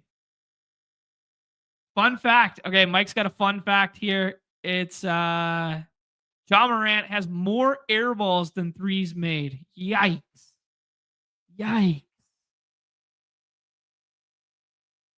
Wow. All right. All right. Fun team there. Sengoat, Ant, Reeves, John Morant, Michael Porter Jr., and Zoobs. Not bad. Not bad. All right, Nez, you got a heart out, and we promised people some football here. Do you want to get a pick 'em off your chest for the NFL stuff? Do you want to get an NBA pick 'em? We don't have unabated projections yet, but we can do a market-based one for either. Yeah, just thoughts. Yeah, I've got. Let's do a spicy. Let's get a spicy one up. A spicy one indeed. Which sport do you prefer? Hoops. All right. Let's cook up a little something hoops related for the people, and then I will rip one or two primetime paloozas with next to no insight. Love it. Okay. So here's the thesis. All right. We play Austin Reeves as though there is no Luka Doncic. And Okay. there is a few different ways to do this. My personal way is kind of like we don't have triple double for our guy Austin Reeves because it would be like off the charts. But what if you just give a little boost to the rebounds and assists of 16.5? Okay. And that gets us to 5.92x just as a starting point. This is just the launch point. Okay, we're going to slide that up. Okay. 5.92. I mean, simply why not? Now, we can put with this the points for Peyton Pritchard. He's chucking. Or we say, you know what? Ryan Rollins is the truth, and we play Ryan Rollins points alongside this. Okay, you know I want to play the Peyton Pritchard side of that. Yeah. And you can do a little scrolling if you want to with Peyton Pritchard, but like he will grab boards. He will give you assists. If you wanted to do a double-double with him and make this just an absurd pick 'em, you could. A lot of different ways to go with like Peyton Pritchard ceiling here, if that's what you want to play. Let's do the double-double then. Fuck yeah. Let's do it. I mean, like, he's actually cooked this. All right. Let's do it. I got a little bonus in there too. I clicked on the little box there. Let's cook, man. Austin Reeves can get there with or without Luka, but this is a thesis that you can like bet on the come for Luka. And then we like some of the Pritchard stuff, just shot hasn't been falling yet to the magnitude in which we think it can fall. And he's been doing a lot through multiple categories and going to continue to start at the one right now. That's the thesis. That's the play. The other bro science narrative that goes into this one is JB. He had the big quote, what was it last year? This is now obviously circumstances have changed, but Tatum was in and whatever. But he said playing the lesser opponents, he was going to always try and get Peyton Pritchard 20, get the bench guys 20. He's like, those are the spots for them to score. So if we're not playing like full-fledged like JB night, maybe JB's still trying to, this is a soft spot in the schedule. Let's get our boys to cook. People forget he did say that. Yeah. True ball going on out here. All right, Nez, any macro thoughts on the football stuff before you dip out? I mean,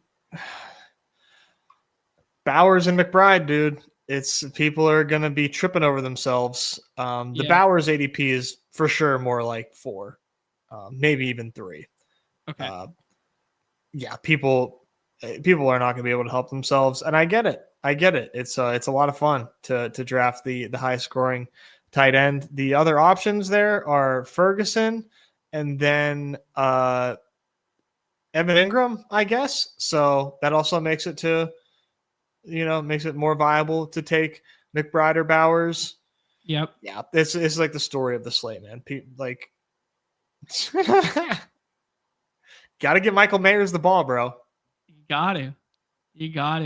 Yeah, I mean, the most encouraging thing was just Bowers looked so effing healthy, right? Like, you know, the brace was off at practice last week, and like he was moving well. And that game, I can't believe I was really off that game. I couldn't believe so many people were in on that game, and it was 9-6 going into the fourth quarter, and then the thing just goes damn nuke. And Bowers is making one-handed diving catches. Bowers is shaking defenders to get wide open in the middle of the end zone there. Truly a fun finish to that one. But yeah, people are going to be tripping over themselves. Can you play them together? Why not? Stamp of approval from me. Stamp of approval from me. If you want to play two tight ends on this slate together, just because the flex options, there's some ceiling flex options, primarily on the Denver side. If you want to play like the Franklin stuff, if you want to play the Mims comes back from the Q tag stuff, like there are some ceiling. Trey Tucker has some ceiling outcomes in his bag, but like the back end of wide receiver gets thin in a hurry, and then it kind of leads you to being like, oh yeah, let's pair two of the tight ends together.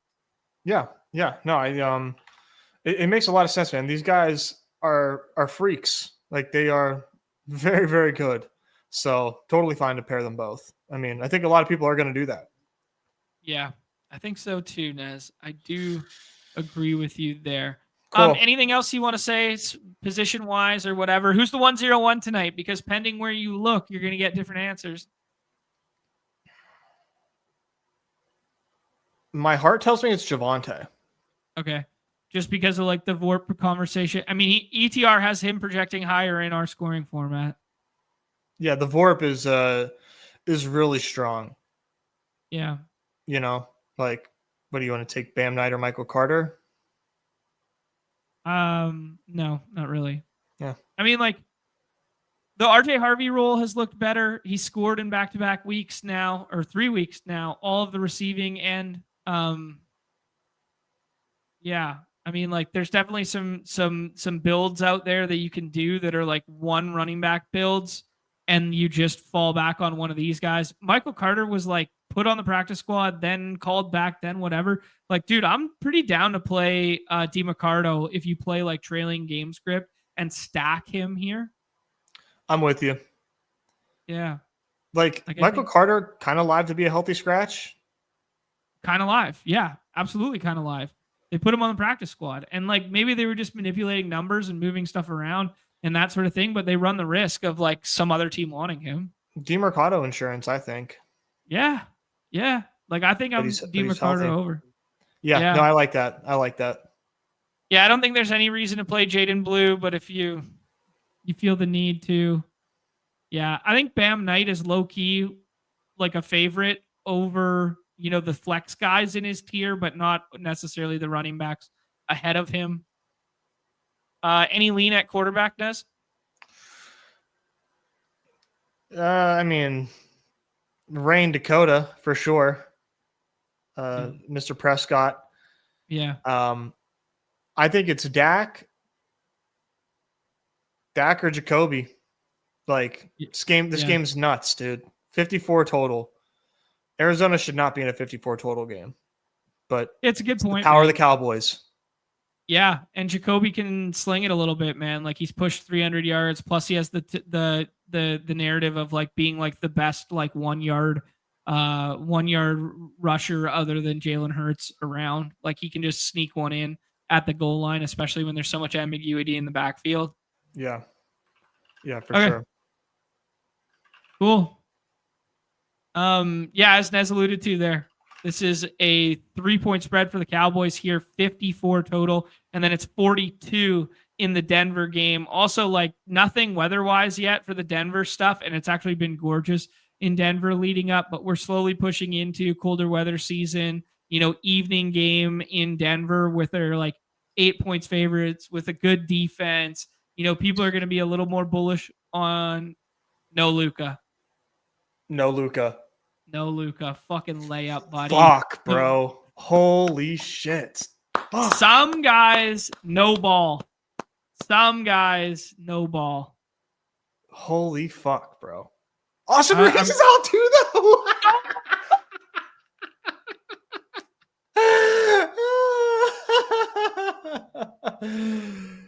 Boom. Oh my God. We're so good and then we're so bad. Boom, bro. Oh. Mr. Good Boy's getting jacked up. Oh, that's crazy, man. Oh, that is bullshit. That was Mookie's in the chat. Hoops. Like, that was the epitome of like whoops with like 10 O's right there. All right. Okay. We have the real conversation. Yes. M-Wall beat me to it, of course, because the chat won't let me Laravia do my thing. Yes. Jake Laravia. You're not gonna. You're not gonna. Yeah, it's already gone. That was devastating, man. Oh man, why was that line 3 points? Oh wow, yeah. I mean, hopefully nothing funky comes on the Portland side now, but Portland looks really clean. There's a probable tag on Shaden Sharp, so I don't know. Does that maybe make that you breaks want the Benny less? yeah, but no. I mean, like, what do you think? Okay, we could see it in real time here. Let's go to the unabated. What do you think this shifts to? Denny? No, the line for the game. Now it's 4.5. Jeez, man. 11.5? I think that's too drastic, but to lose Luca and Reeves at home on the road in a back-to-back? Yeah. 11.5. 11.5. Wow. It's going to be big. All right. Because, like, not only do you, like, take their points away from the spread, but, like, then you have to, like, then you get blowout run on top of it. The blowout's way more likely to happen now. So, like, that gets that you add another 2 points to that range of outcome. Yeah. Huh. Is that Bronny James's music? Good shit, Noah. Oh, man. Laravia night. Let's cook, baby. Rui go for 40? Yeah, Rui goes for 40 fantasy points. Rui goes for Rui with LeBron, with Luca, and Reeves in goes for 18, 3, and 2. And then with them all out, he goes for 19, 4, and 3. Like, you know, like, it's like Rui's like the epitome of like when we used to say like it's KCP time. Like it's like it's KCP time. Oh, who said it was KCP time? KCP. KCP. Rui ceiling games are the funniest thing ever. Like, sure. Wow. All right. Well, that was a crazy way 25, 5, and 3.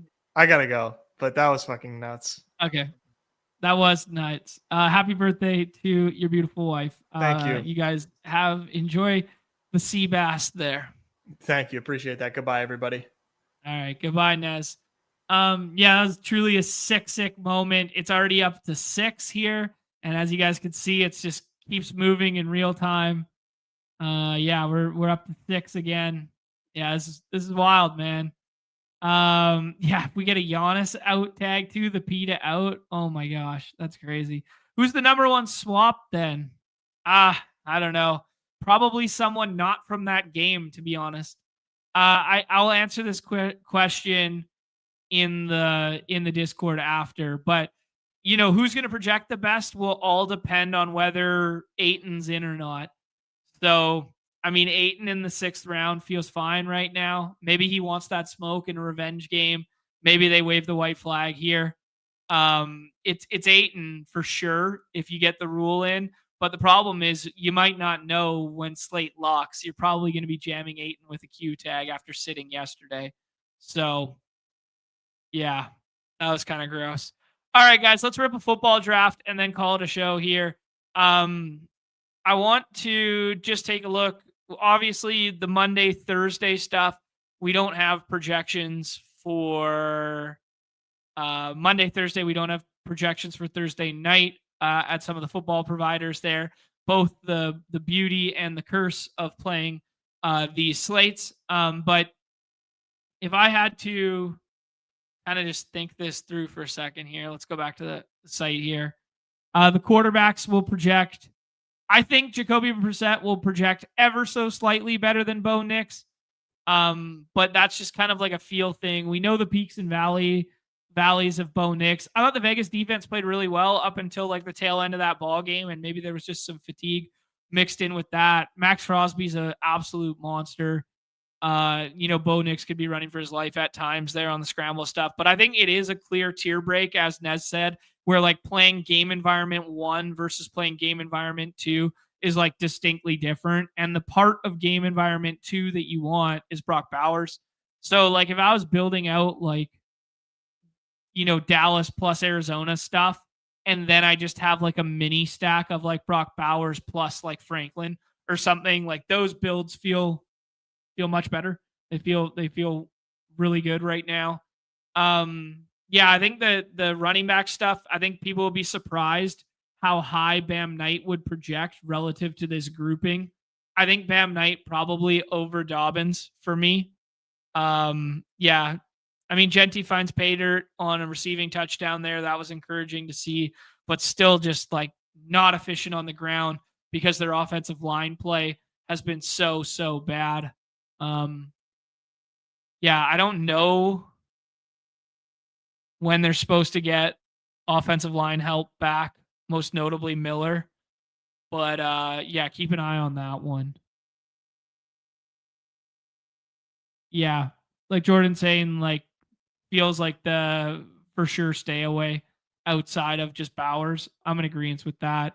We missed the pick'em, but don't worry, you didn't miss much because we played Austin Reeves and we thought we were so effing sharp, and then Austin Reeves got cooked out of that one. We'll burn down the internet if Giannis is out. Let's rip one of these drafts and see what it looks like on the fly here, guys. Hop in the Primetime Palooza. We were down to 9K entrants last time out, and now we're back up to 10.1. So that's great to see. Yeah, Davis forgot about the pickup. Yeah. One more spot in the Primetime Palooza. If we're still live in 10 minutes time here, I will run something with the unabated projections. I will also take a look at what is hashtag popping for them for the football stuff for you guys this evening. If we just use the market-based ones.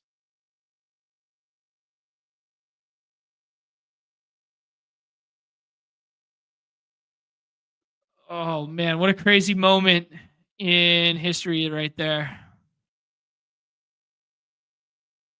All right, I'm getting some kind of there. Wow, look at this sick bastard, Nez. Nez, I gotta go. And then he just runs a bunch of auto drafts, and now he's in our draft with us. What a sick puppy, dude. Crazy. Yeah, what an exhilarating 10 seconds that was. Yes, Luca and Reeves are both officially out. The report was submitted, as we said, that 1 p.m. They have to submit by 1 p.m. Local time before the game. I guess the game might have been at I don't know what it's actually scheduled for. It's probably scheduled for 7. So yeah, that little buffer window where the I's get dotted and the T's get crossed, basically, where we get the information a couple minutes after. Just Nez and me and some names I don't recognize in here. So we will see. I will be playing CD Lamb as 101. I'll probably only get about 10 of these in today. I always like having, a couple of them in, but I'll probably play 25 in the basketball and 10 in these. I told you guys at the start of the show there, soft off day for your boy here. Gonna go play a little puck later. Played a little puck last night. Let's fuck around, find out, and see what it looks like. Let's just do it. We will be the guinea pig for the community. Let's take Trey McGronk and let's take Brock Bowers and see if we can build out an intelligent and cromulent team by doing so. I think the combos, guys, because of the tier breaks being so stark in this one, I think the combos at the front end of draft boards tonight will be really repeated. So obviously just something to think about in your own process there, that like that Dak plus Pickens will happen over and over again. That running back plus running back start because there's a tier break to the CeeDee Lamb drafter. Like Genty will go. Yeah. I think the best possible run out for us is we get Bam Knight to come back to us. Marvin Harrison is obviously a better pick now. Yeah, Bam Knight does come back. He's obviously a better pick now with Jacoby Brissett in, which is something crazy to say. I think this is like a pretty clear tier break here, but if we don't want to play the Sutton game environment, I wouldn't fault anybody. The other question is, do you want to be the person who gets left with Geno? And the answer to me is most of the time, no. So if we want to box Nez out, I don't know where he will have in his auto draft ranks the quarterbacks ranked. I'd venture to guess he's going to play. This is a fun case study. I think Nez is going to play to win the flex. I don't think he's going to take Jacoby Brissett with either of these picks. Let's see what happens. This will be a test of my intelligence of Nez's auto draft ranks or not. We're wrong. So you can tell he's auto drafting because he took Jacoby Brissett when the guy on the end already has a quarterback. That is one of the pitfalls of auto drafting position-based sports. I thought he would have Jacoby Brissett a little bit further down and then that he would have Myers and Franklin go. But it does make sense based on what he said that he liked Jacoby Brissett better than the Bo Nix stuff. I mean, it's a pretty obvious and easy double stack now to go like Trey Tucker and then Geno. Hopefully it's not repeated all that much just because of the fact that we did the double tight end to start. But we have to take a wide receiver, and it's really hard to tell yourself a story that there's any better wide receiver here than the 1A receiver in Tucker. And then it just pairs so well with Geno. Probably and potentially duped team here. But yeah, you can see the clear tier breaks in terms of where guys are going tonight, that it's going to lend itself to a lot of like constructions that look very much like this. Let's try and roll another one that's completely different and roll a different team there. That was a Geno, Bam Knight, Cortland Sutton, Trey Tucker, Trey McBride, and Brock Bowers team. Yeah, Will Johnson's nice with it. Missed one game this year. Yeah, the rookie corner, the Michigan kid. Yeah, he's good.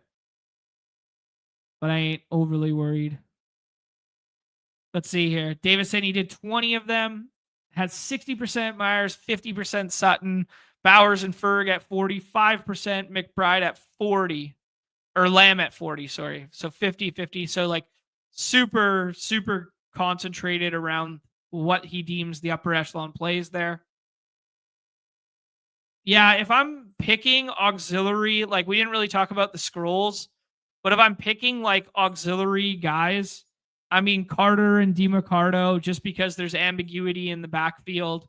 Like the quote was Bam Knight's going to get the start and then we'll go from there. So there's ambiguity in that backfield. If you play trailing game script Arizona, I think DeMarcado is the pick. We could take a look at the fantasy life stuff for the Broncos wide receivers. Obviously, they played a slog of a game versus the Texans there that was pretty uninteresting. But utilization report actually favors Troy Franklin. Mims still has like a little bit of an advantage over Bryant there, but has the Q tag. Easy to swap off of Mims. Yeah, we'll go ahead and take Javonte here. Nez will take Pickens, and then we'll see what happens on the end.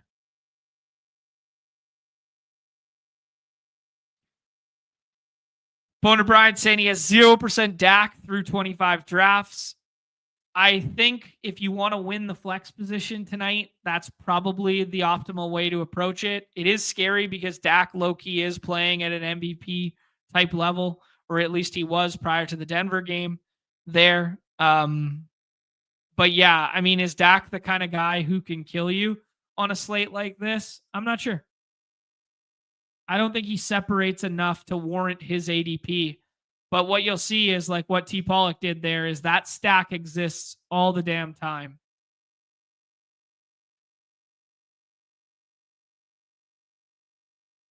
And if you play into Terrence's narrative in the chat there, that like, you know, the Will Johnson treatment goes by way of CeeDee Lamb, like that stack's probably pretty decently sharp there. It'd be interesting to see if he has Bowers ranked next or if he has the running backs ranked next. He does not. He has Bowers. So, guys, as you can see, even though our draft slot was different, the exact same thing has happened in our draft as last time, even though someone flipped the ordering. I think it's Genty here. You could maybe take Marv Harrison and just play the game environment and then see if a running back comes back to you. That's another way to play it. But I think Genty will definitely project the best of that grouping.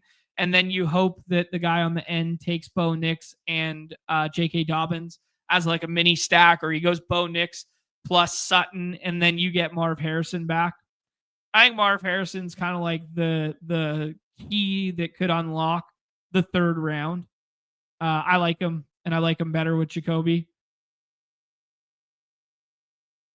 Zay Jones is an interesting one as well tonight.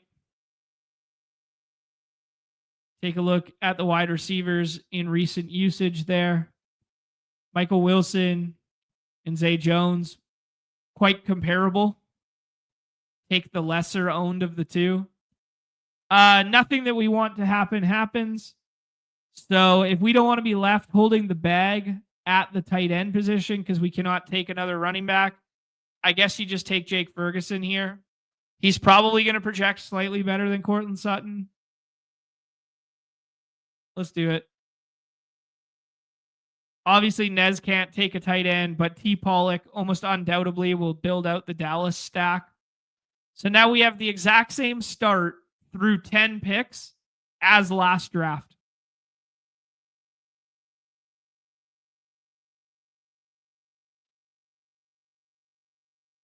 Going for 3 hours every day, not by design, man. We have so much fun and we talk about this shit, and the community's drafting alongside us the whole time. So not by design to go 3 hours, but these overlapping slates where you have multiple sports, plus you have winner's circle. Mondays always tend to be longer. Just got a Zion Williams Q tag for tomorrow.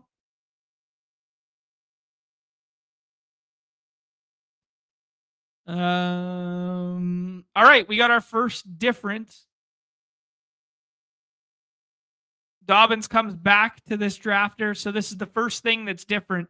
So now, just thinking through the combos, guys, of Primetime Palooza, and this one in particular with the stark tier breaks in parentheses here, it's interesting because we got froze out at quarterback yet again.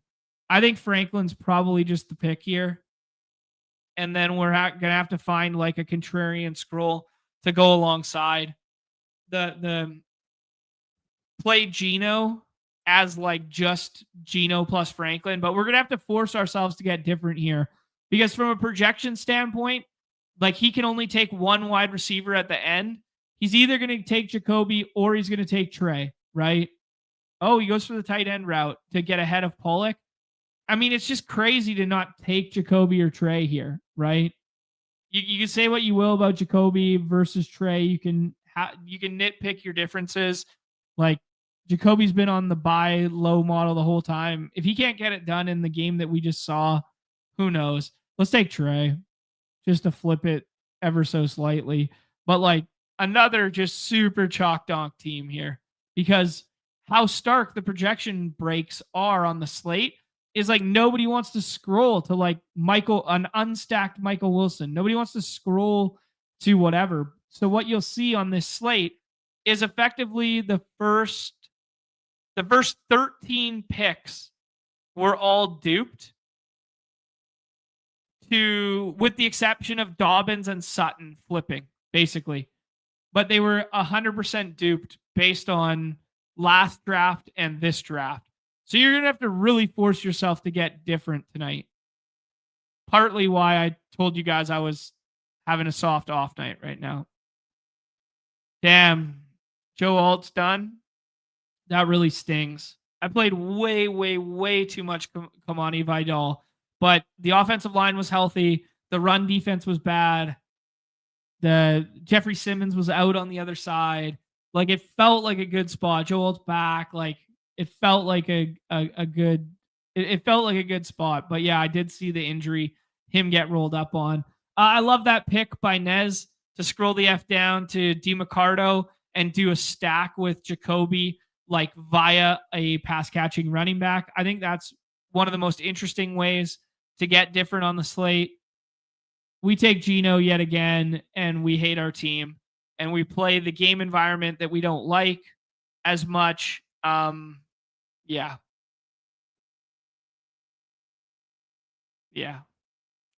But when I scroll Underdog cancels your drafts, it probably wasn't your fault, man. If you get a draft canceled, it's probably not your fault, especially if you're hanging out here. But yeah, I've been long time on record of saying the way in which you fix draft games is never cancel unless there is a clear-cut collusion, IP address sharing, multi-accounting. It's an impossible effort to police, sometimes canceling, sometimes not, subjective canceling. Now, I'm not privy to all the back-end information, and Numi's come on the program and talked about it, and Hope and Brett have said in the Discord, what the parameters are, but they don't fully tell you the parameters, right? So, yeah, but I've been a long-time proponent for anyone who's been here since the beginning. #team never cancel unless there's blatant collusion, because it sets an impossible precedent. Yeah. All right, guys, that's it. Gotta call it there. 2.5 hours of fantasy goodness on the Underdog platform. Shout out to Unabated. Shout out to Solver, friends of the show there, utilizing both on this program. Go check them out. Links in the bio. Unabated projections are actually now out for NBA. So you know what? I lied to you. Show's not over. Show's not over. Let's take a peek at the Unabated projections. Are they out? Let me see. Take a look.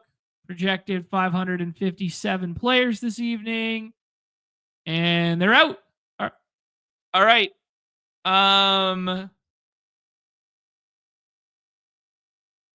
Okay. All right, let's do this. All right, I'm cooking in Unabated projections, darling, from the NBA stuff. Obviously, recognize that projections are fluid and so much stuff changes throughout the day, but this is the stuff that is popping as of right now. Let's do it. Rapid fire before the good people take it down. Nick Clifford with a lower now that we get all of the Sacramento pieces ruled in. Also hinging upon that game not going to like full-fledged garbage time.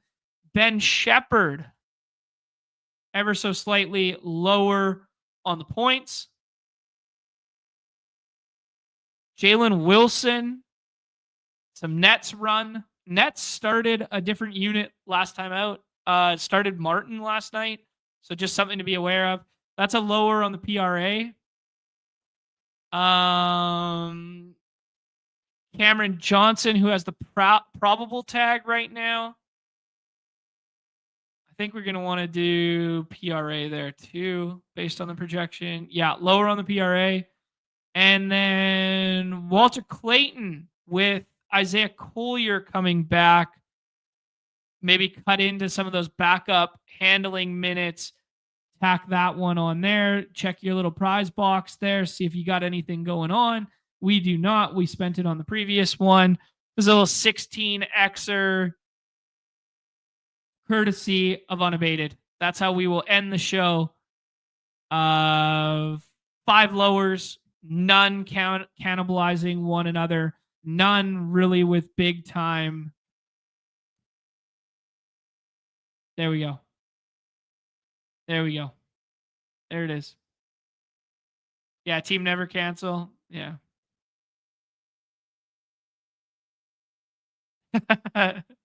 Am I really going to do a pickup with no boost over after 100 straight losses?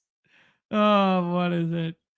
John, who goes big if Giannis isn't in?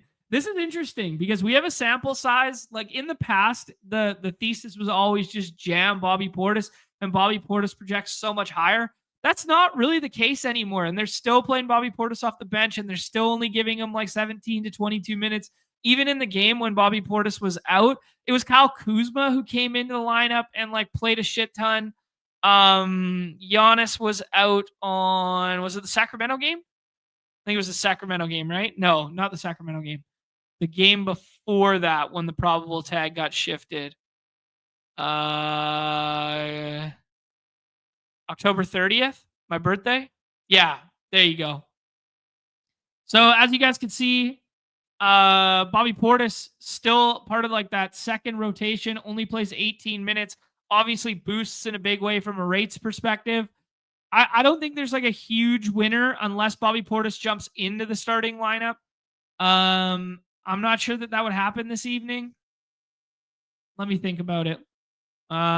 Pacers, Isaiah Jackson at the 5.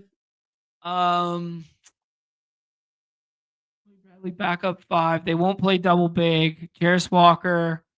Man, you can start Bobby Portis tonight, but I think they'd start Kuzma, and we have a sample of them showing Kuzma. Yeah. I think the ceiling shot is play like double-double on like Bobby Portis or something like that. I think the floor ceiling combo of swapping would be Turner and Kuzma, but you could probably find better swaps from other game environments. But yes, free Bobby Portis.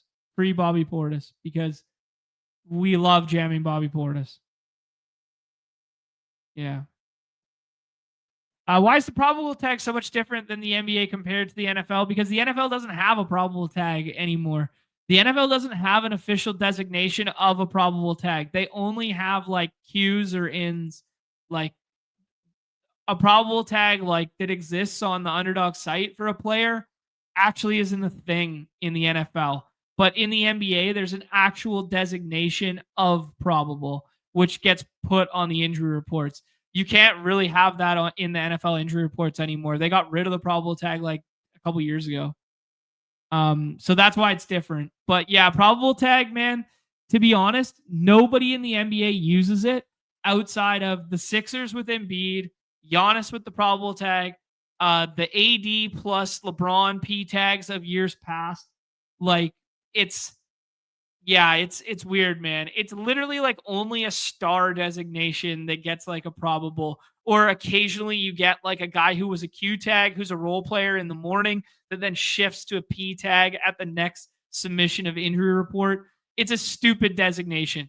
They should have Qs or ins availables. Like there should not be the middle ground of the P, but the middle ground of the P is basically to just get rest for stars based on what the other team submits.